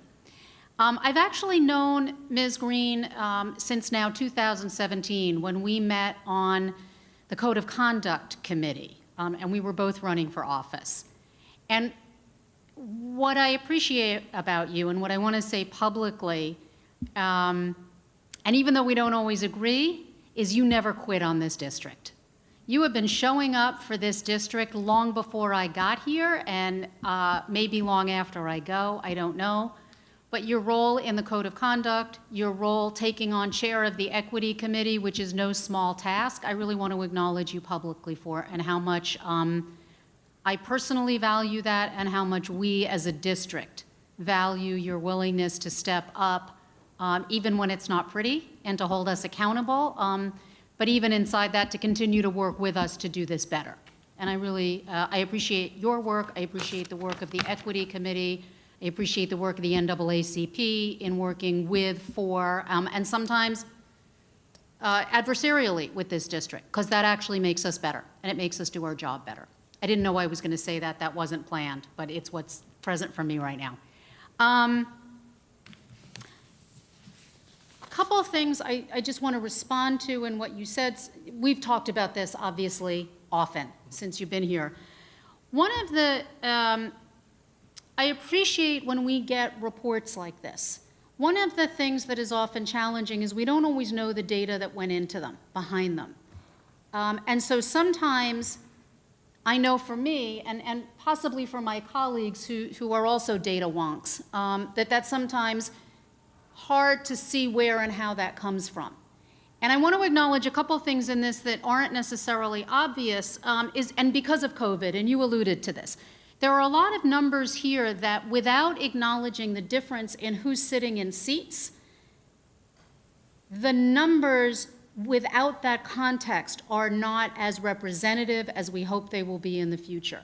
So for example, when we talk about, and you did allude to this, I'm somewhat reiterating, but you did allude to, when we talk about out-of-school suspensions and we see, Q1, I always get confused, less than, more than 10, and we're under 10, a lot of that is because of how differently we're doing things now, and it's not necessarily representative of a typical school year. Likewise, when we see that the difference in the risk ratio goes from 4.0 to 2.8, without the context of who's sitting in seats, and one of the things that we know from earlier data is that a larger percentage of our African American community opted not to come back to school the first semester, and so those data sit in a particular context.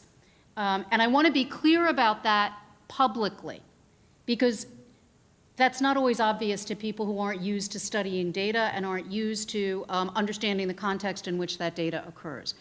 And so I won't go through all of them, but I want to look at this data cautiously optimistically, but also skeptically in that area as well as some others. And I look forward as we move forward to getting a better sense of that. Because if I don't know who's in the seats, then it's hard for me to evaluate the progress, right? And we've talked about that in terms of understanding our COVID numbers, in terms of understanding our equity numbers, our suspension numbers, our academic achievement numbers, all of that. And I know that requires some further digging.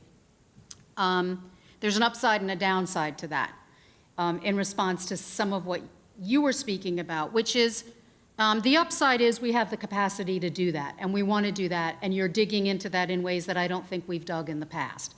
The downside, sorry, Dr. McMahon, is that this is going to, sorry, is that this is going to require understanding where those numbers come from better, for me at least, in order to feel optimistic and in order to read reports like this and feel like I have a sense of what they're actually saying.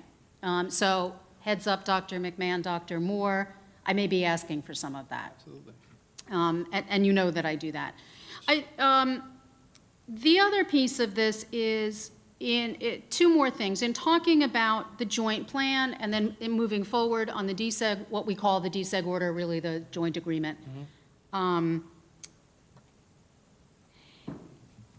I wasn't here when the joint plan was agreed to. That was 2 boards ago at this point, as of tonight. When I saw that as a citizen, I was not on the board then, I wasn't entirely happy with it. There were, and as you've alluded to, it's not the best agreement we could have for a whole variety of reasons. What I'd like us to consider moving forward is how the board can have input into that. And I don't know if that will be through the chair, I don't know if that will be individual board members, but I don't want, again, to have an agreement that I as a board member cannot stand behind. And the only way to do that is obviously to be in direct communication with you, but also to be a little more hands-on than I think the board members, again, I wasn't there, I may be wrong, but that I think board members were in the past, how that agreement was created, and the degree of deep understanding of those issues in this community. Because I'm not sure that's fully reflected to the degree that we want to, and I understand that you want that reflected not simply in what we're capturing, but in the outcomes that we produce. And so I'm going to say publicly, I kind of want hands in on that, because it is a board document, and it is a document that the board agrees to that reflects the board's agreement with the NAACP moving forward. So I don't know how my fellow board members feel about that, and I'm sure you'll speak to that as we get there. Lastly, and both Ms. Green mentioned this and you mentioned this, I want to make sure that we have a very clear set of quarterly meetings set up before the year starts. So rather than we sort of run to catch up on this, which we lost sight of and we lost track on last year due to COVID, due to any number of things that were shifting, including 3 superintendents and COVID and all of, and shifting boards. I want those dates actually on the calendar, probably starting January, so that we have a January date, a March date, whatever it is. An August date, a September date, whatever those quarters are. But that I'm actually going to ask Nancy to if we could get started on that right away, to get the dates down so that we have those inked in and we know we're all available, because as you and I have talked about, and I know is true, the communication hasn't always been as clear as we'd like it to be. We have representatives, you speak to Mr. Brown, we all hear from you, we hear from Mr. Brown, we hear from Ms. Green, and those things don't always line up as well as we would like them to. And I want to moving forward, want to make sure that we have those meetings together so that we hear a lot of the same things. And obviously, you're going to have other meetings and other data will be collected, and you and Mr. Brown will meet, and all of those things will happen. But the board has not been as hands-on as I think we can and should be moving forward. So I want to make sure that happens. That's it for now. I'm going to reserve the right to come back if I hear other things, but right now, those are the things that are most present for me. Thank you. I'm done, Mr. Chair, for now. Just to mix things up, Dr. Jones. Usually, In case you were, I'm ready, I'm ready. like you thought you could rest a little while longer. First of all, when I look out at staff tonight, I see how tired you are. I remember those days, you're going on your 15th hour, I don't know.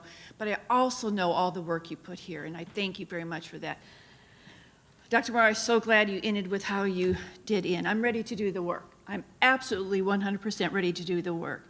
When you look at the joint plan, it says that we will work together with the NAACP and the Equity Committee.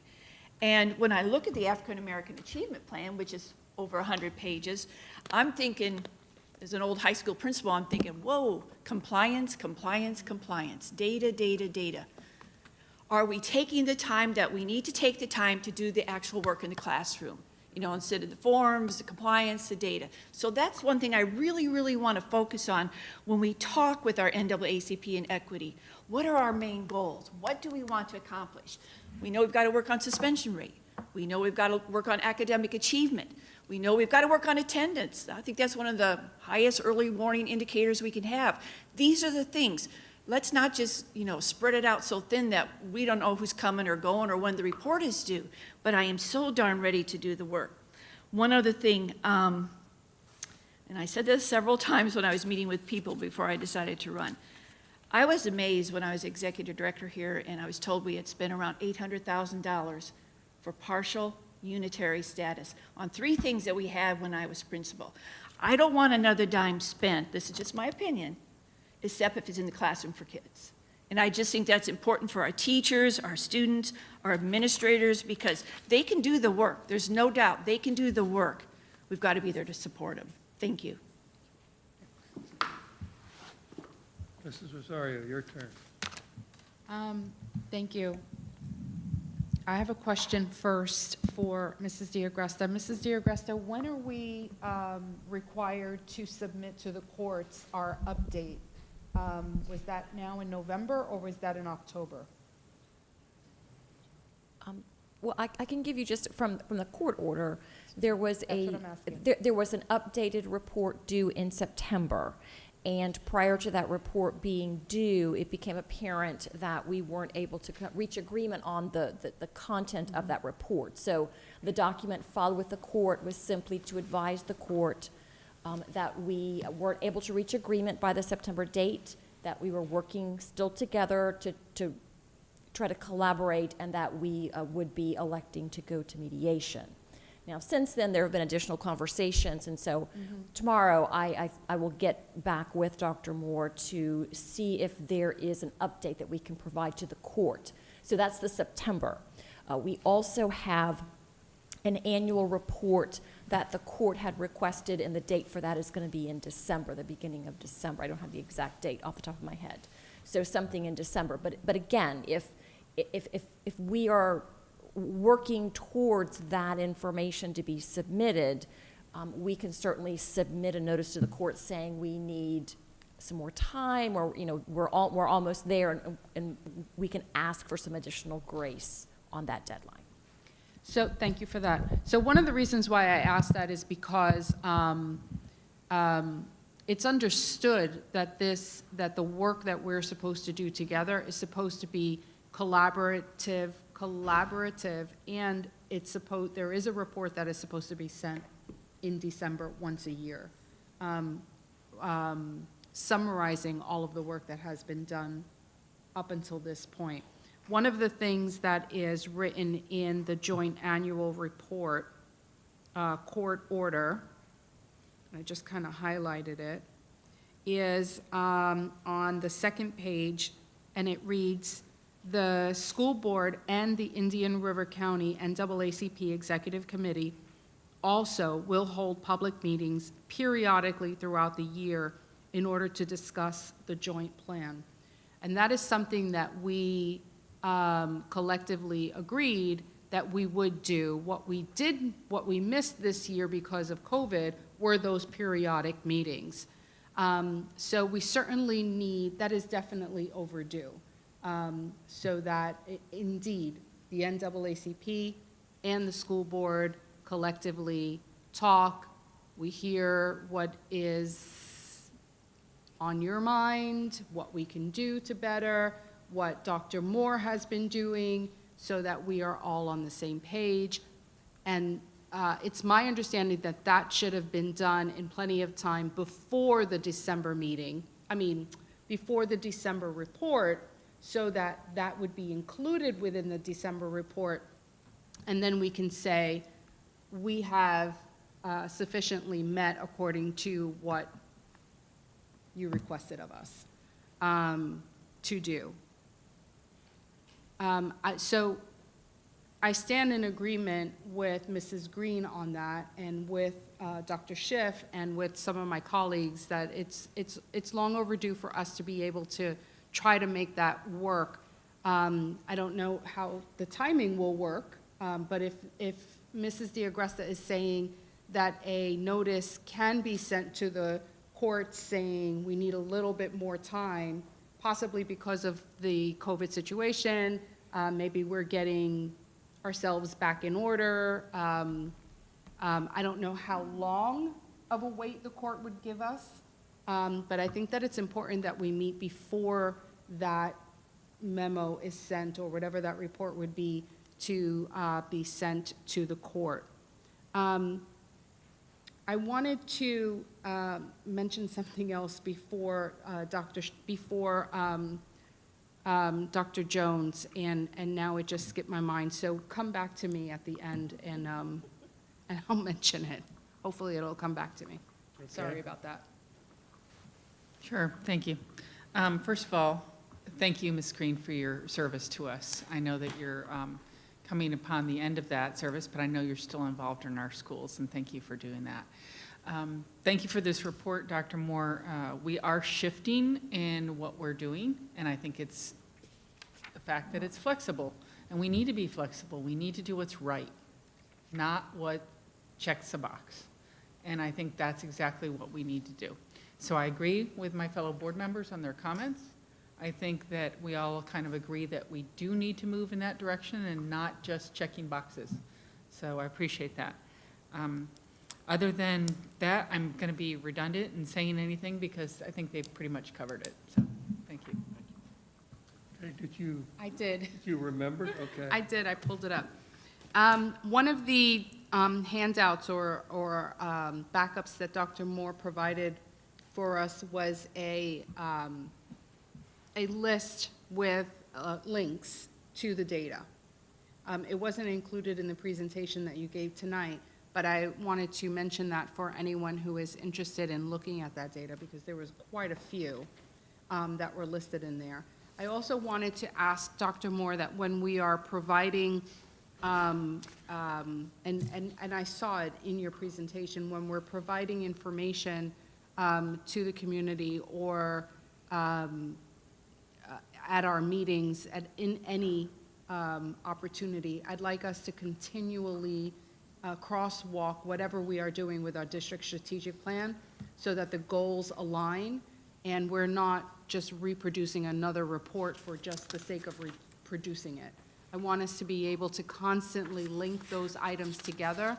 The district strategic report is quite extensive. There are goals in here that we have to meet, and the only way that I believe that we're going to be able to meet them is if in these other areas that we're talking about, we are constantly pulling from that information and from the data that is in there. And also for Mr. Fagan, with regard to our budget, so that we're constantly reminding ourselves where we're aligning our budget with the strategic plan, the African American Achievement Plan, and so on and so forth. That was also in kind with what you mentioned in the presentation. well, rather, what I really wanted to say was, the data sheet, it's simple, but the data sheet with the links on it, can we date stamp date that form, please? Yes. Thank you. The email that I sent. Yeah, Yeah, okay. okay. Thank you.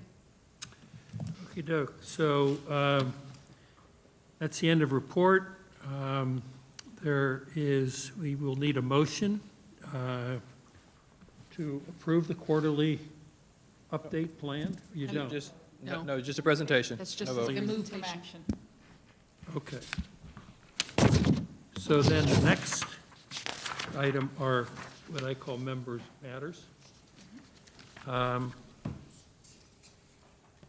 Dr. Jones, is there anything you would like to, Yes, this is Board where you get to member talk about matters. anything you want, just about, pretty much.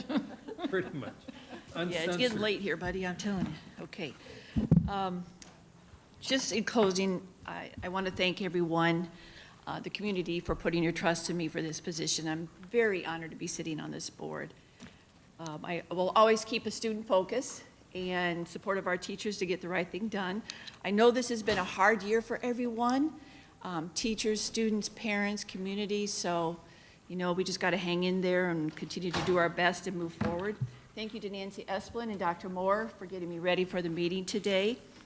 Carrie's given me a couple ideas, like some things I wasn't aware of. But I just, you know, I very much care about this district and this community. I've been here about 40 years, so I thought long and hard before I decided to do something like this, but I care so much about the people in this district, our students. It's a great place to raise children, as my husband and I have done with 3 of our children, but I just want to say a special thank you to teachers, district administrators, support staff, many of you going in March when everybody went home, but it takes a total team effort to run this district. As a principal, you know you wanted your school to look great, so that first impression, your support staff helping you every day, your teachers in the classroom, and it's a real team effort, and I'm very, very glad I joined this team. Thank you. Mrs. Berenberg? Board. Yeah, there you go. All right. Late. You'll learn. All right, so. I'm sure I will, I'm going to get reminded. Yeah, there was another item that we didn't vote on tonight, but I wanted to make everybody aware and the new board members aware. There is something called the Treasure Coast Council of Local Governments. It meets on Wednesday mornings once a month. I have been attending those now via Zoom, before in person, for the last, how long's it been, Nancy? 1 year? It seems like longer. I don't that's a group that meets with members from Okeechobee, St. Lucie, and Indian River. And it's city councils, county commissioners, school board members, and some other folks that join, along with some people from Tallahassee even come down or are local but have ties to Tallahassee. So that is I don't think it's a thing that, yeah, we voted on it. So I'm just curious why that didn't come up tonight. I don't recall that we voted on that. Last year, you all, as a collective board, had it removed so that all board members could attend if they wanted to attend. Okay, That's what I so, remember. but all board members can't, that's not the one that we did that to. Yes, you did. It is. Okay, so, Yes. but we all can't attend it at the same time. You can because we can notice it. Oh, okay, Mhm. okay. So when the next one comes up, then I'll send Right you- now, they're all currently being done via Zoom. Zoom? Mhm. So I can send out the meeting notices to all of you. And that's great. I think you should, because it is interesting to listen to the different communities and what's going on there, and not just in, it's in government and in schools. So that's something that I would highly recommend everybody. And it didn't cost us a lot to join. What was it, $100? They're waiving it this year due Yes. to everybody being on Zoom and not knowing when they'll come back in person. So it's usually $200 a year. 200, okay. So that's one. The other thing is, I did serve the executive roundtable, and 2 items that I want to bring forward about that is they are having their annual 5K run. They're going to go ahead and do it. And it's at the Fellsmere Trailhead Preserve on January 16th. So just letting you know, they're going to socially distance runners. I'm not sure how that's going to go. But anyway, so that's going on, and I've asked the superintendent to please get that word out to our employees and to the public, because we are members of the executive roundtable, so we need to do our part to get the word out. The other thing that I brought forward to the executive roundtable that they agreed to do is, and I will continue to do it even though I'm not going to represent the board as an executive roundtable member, but I've worked with Eric Seymour here at the district and myself, and we have a small committee that's going to report to the executive roundtable. We have offered to organize a golf tournament for next year for the funds to be used to, for Kids at Hope, for not just the school district, but for also for the community. So I wanted you to know that, because Kids at Hope, that funding has really come out of the school district a lot, or the executive roundtable. And they don't have the funding because of the 5K has been their biggest fundraiser, so they're not quite sure how that's going to go. So I offered to do that, and we've been forming a committee and meeting. We have another meeting next week, Eric? Tuesday, okay. So anyway, I wanted to let you all know about that. Indian River Planning and Zoning. Interesting thing came up this week. The interesting thing is that there was a housing development that got moved from, it was a medical, coded as medical, and it got moved to be able to be a multi-unit workforce housing project. And it's going to be just north of Hospital Row, 624 units, villas, houses, duplexes are all projected to go in there. So that is moving towards a vote on the county commission, just so you know, which is interesting to hear about.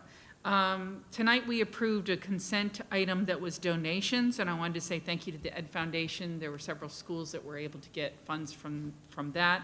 OTD Donuts also helped Sebastian River High School, and the Dory Slosberg Driver's Ed program is going to be helping our curriculum program, so we appreciate that. And welcome to our fellow board members. We appreciate the fact that you have wanted to give of this service, because it's not easy to run for election, and it's not easy to think about all this time that you're going to be giving to us. But I appreciate the fact that you have been in education so long, and you have been in education in a different form, and your finance background. So we appreciate what you're bringing to the table tonight. Thank you. Mrs. Rosar. Thank you. I'd like to congratulate once again Dr. Jones and Mr. Barefoot for your joining the school board. I look forward to your time here on the board and our work together. I have no doubt that we will do great things together, so that's exciting. I'd like to also on that note just remind the board, and maybe we can have a discussion about this. I'm not sure how you all want to move forward with this item, but now that we have a new board chair, I mean, for the past 2 years, at least since we've been on the board, and Mrs. Berenberg, we've had Mrs. Zork here. And so I think that we've been kind of used to a certain way. But maybe we could, if we say that even though we run by Robert's rules, if we say that we're going to be 5 minutes, have a 5-minute break, that we take a 5-minute and not a 25-minute break, so that we are sure to be careful, that we have people here. Yes, we did that today. That we have, guests here. That we have citizens who want to speak. We need to be respectful of staff.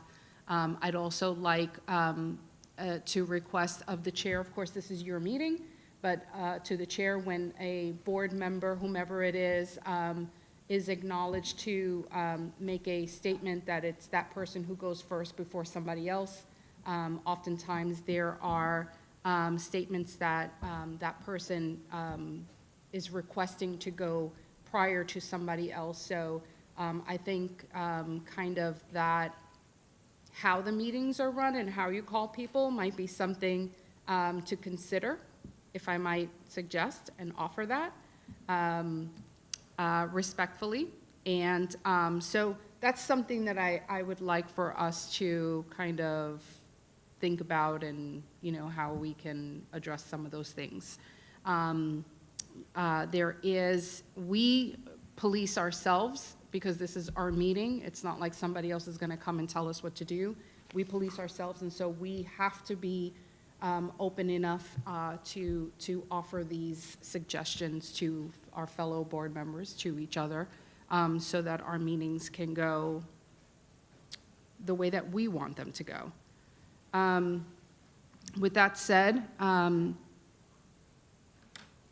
I wanted to make a little note of thanks to all of our school building principals and assistant principals who have worked tirelessly, and Dr. Moore and your staff on the school improvement plans.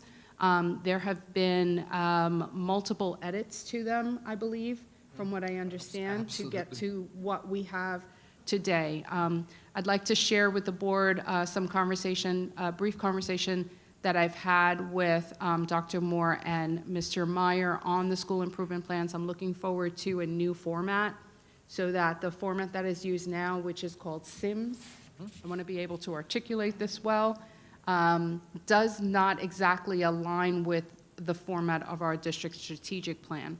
So it would be nice if we can get to that place where there is, again, I'm using the word crosswalk, where when we are looking at our school improvement plan, it aligns with our district strategic plan, so that even though our district goals will not be exactly what school goals will be, obviously every school is different.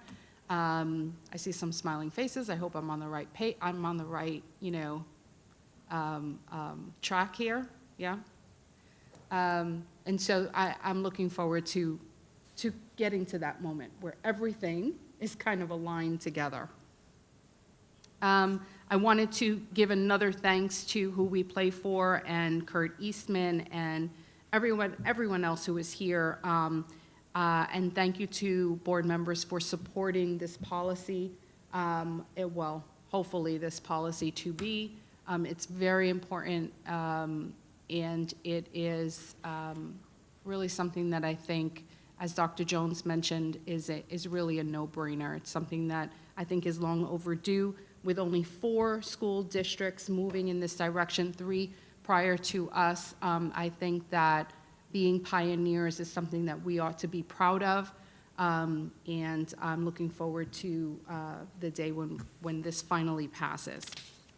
I have a few other, just a little reminder, I know that it's on our homepage. This is the open enrollment period for school choice programs.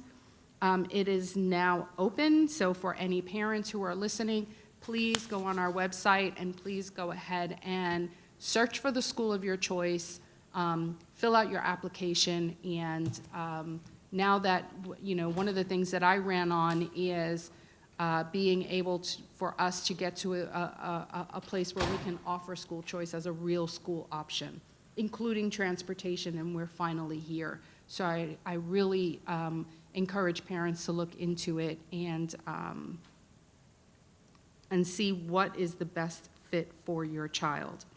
And lastly, I'd like to ask that you all keep in your prayers, in your heart, and in your prayers, Amy Yetter, from our Employee Benefits Department. I don't see anybody here. Her husband has passed away. We received the information. I did receive permission to mention it. And so my heartfelt thoughts and prayers are with her and her family during this time. I can't imagine what she's going through. We have honored our employees in the past, and this should be with no exception. So I do understand that a celebration of life will be held at a later date, But I wanted to, if she's listening, which I doubt that she is, if she gets the message, I hope that she knows that I'm praying for her during this time. And that's it. Dr. Schiff. Yes, sir. Welcome, Dr. Jones, Mr. Barefoot. My fellow board members have said it, but I'll add my acknowledgements to that. We haven't yet decided if I'm calling you Brian and Peggy or Doc, or We'll Mr. decide. Barefoot and Dr. Jones, but for I've the been moment, called I'm most erring on the side of everything. formality. I've been called most everything, so you can feel free. I have about 5 different names, but not all of which I'll share here. Exactly. But welcome. What is most exciting about this is moving into a new era. For those of us who have been here for 2 years, we now know what it felt like for the board members who saw us come in and what that felt like. And watching the process of, as we all acculturate together, moving forward into what I believe will be a new and fabulous era of the board. So welcome. And thank you for stepping up. It's a huge, big deal. As my fellow board members have said, I had no idea what a huge, big deal it was when I did it. Now I know. Just you wait. I'm following Brian's lead of just adding some humor to otherwise potentially dry and As a matter of acrimonious fact, meetings. you added 2 meetings a month, so you've already done your part. Humor, Brian, humor. We're going to work on that, sir. Right. And not indefinitely. All that said, Thank God. wait till you see when our board meetings go till 11 o'clock, because we They have them won't. once a month. I've always been told to be home by 10. Yeah, good luck if we go to once a month. But, we'll get there. We'll have that conversation in February or March. In any case, there's a couple things. One, I found out recently, I'm on Sebastian Planning and Zoning. Mostly, there's nothing there that particularly pertains to us as a district. However, coming up, and I'll attend Thursday night, there is a new proposed development in Sebastian, which will contain 208 single-family homes. And there is a school capacity availability determination letter, which I'll be following up with you. But in Sebastian, I know that we have capacity in those schools that should be easily able to absorb that, but I will be attending that, and I'll follow up at our next meeting on whatever happens with that. Secondly, I've been invited and solicited for a long time, which I resisted, and I finally did. There is a new organization called Indian River IRC Cares, Indian River Cares. It's a group of a local community-based, but also a group of people who come together on issues pertaining to basically caring for this community. And there have been various speakers. Dr. Long was the speaker at the last one, which I unfortunately missed. Milo Thornton was a speaker at one. And I should qualify that I've been asked a number of times to be on I believe it's called the Diversity and Equity Committee or something. I may be getting the title wrong, but I've been attending a couple of meetings of those recently, and as they're relevant and interesting, I'll bring those up.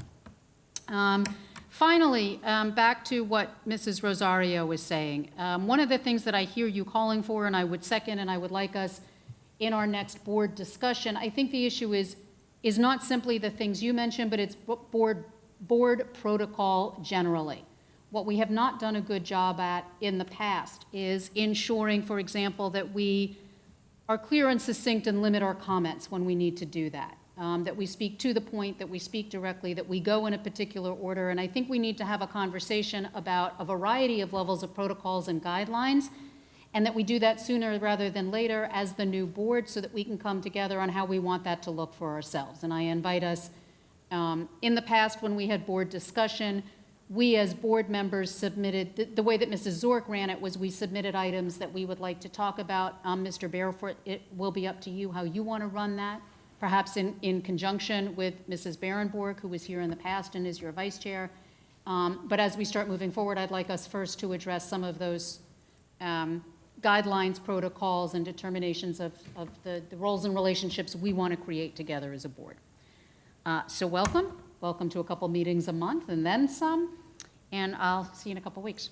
Thank Thank you, sorry, last thing. Staff, thank you. I know these things go on late, and you guys have to be here early in the morning. And I hope that we will be limiting those moving forward, and that they won't always go till 8, 9, and 10 at night as we get more efficient in our processes. So thank you to those of you who came, those of you who are sticking it out, and those of you who will have to drag yourself out of bed early in the morning tomorrow. Thank you for your presence here. All right, well, I'll wrap this up. I agree with the comments about, call it board protocol. Somebody speaking, if I'm looking at you speaking, and Jackie looks at me, Mrs. Rosario looks at me, and wants to speak, and then if I look that way, Mrs. Baron-Borg, she'd like to speak. So, who do you pick? First person. Well, But he may not see the first person who raises their hands, he's saying, because he may be looking in the other direction. That's what I'm hearing you say. So, It's easier up there than it is here. It is. so, well, and largely because it's a semicircle. But one of my observations in watching meetings, and I don't know whether any of you have actually gone back and watched a meeting that you participated in. All the time. All the time? Almost weekly? I would just suggest that one of the things we've got to come to grips with is how long board members have to speak on a topic. Agreed. Because what happens in some of these meetings is a board member will get on a roll. And the next thing you know, they're talking for 10 or 15 minutes, and maybe halfway through the discussion, the topic shifts slightly from the initial intent. And I would propose, and this is something when we have a board, with the difference between a superintendent's meeting, workshop, and a board, we need to sort this out, and that's the perfect time to do it. But I would suggest that on most topics, and there may be exceptions, and maybe a follow-up to Dr. Moore's presentation tonight, because it's a big issue, that we limit comments to, pick a number, 4 minutes each, and then you can circle back. Because what happens is people would like to be able to react to somebody else's comments or expand upon them and not have to wait for 25, 30 minutes for their turn. And I think it's out of respect to other people that you keep your remarks to a limited time frame. And there may be topics that allow for a longer discussion. And then if you want to follow on, and there was a point you wanted to make and didn't have an opportunity to make, or you would like to respond to somebody else's, there's sort of the follow-on. But we can talk about that. But the goal here is to become more efficient, more concise. I'm impressed with the fact that I think everybody does their homework. So when you come to a meeting, you're prepared and you've made, you know what points you want to make on what agenda items. And I think we can work through this. I do think that all of you have a very different background than I have. As Mrs. Barenborg pointed out, Say Terry, that's fine. I'm allowed to say Terry. Good. I've taught a few classes here and there on leadership or ethics or finance or capital markets, and obviously running a college and being on other school boards and seeing how things are done in other locations. You sort of accumulate your own view of best practices. But I can tell you that I will rely on all of you, both because of your experience, the three incumbents here, as well as the fact that you've all been in the classroom with high school kids or college students. And so you've got a very good feel of the role and the importance and the manner in which the teachers and the principals in a high school setting operate. I have a little different perspective on things. In talking with Dr. Moore the other day and all the goals and objectives he has as it relates to academic achievement, which of course I support 100%, one of my goals, which takes advantage of my background, is to help Dr. Moore and his team be not only viewed as the literary capital of Florida, which was early on one of his mantras, Still is. but also viewed as one of the best managed districts. And part of that is obviously the academic part of it's the business side of it. This is a $314 million business. The metrics are different than a traditional public corporation.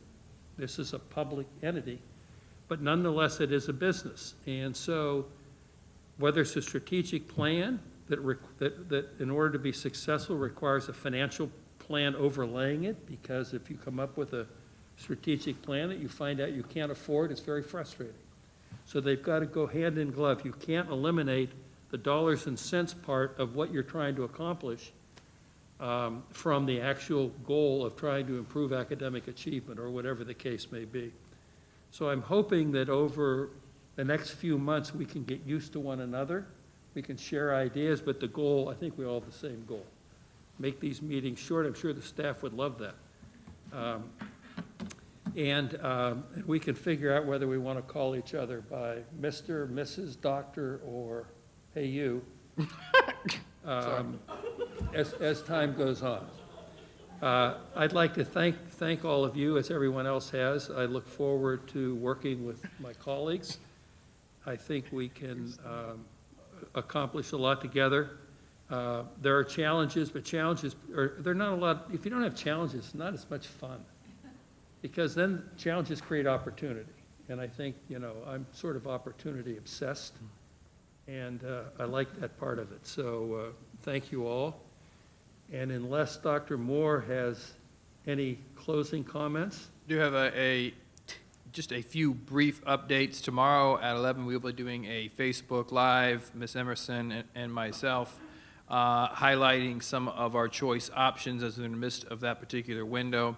Also be doing a recording with the assistance of Ms. Maddox, a town hall kind of summarizing some of the information that was shared tonight to push that information out to the community. I do want to acknowledge Heather Holden, who is with us tonight. She was appointed at our last board meeting. She is our coordinator of assessment and virtual education. We stole her back from Brevard, and very glad that we did. I also want to acknowledge, he's hiding in the back and probably doesn't want to be acknowledged, Dr. McMahon, who was also appointed as our, I was going to say coordinator, but data guru.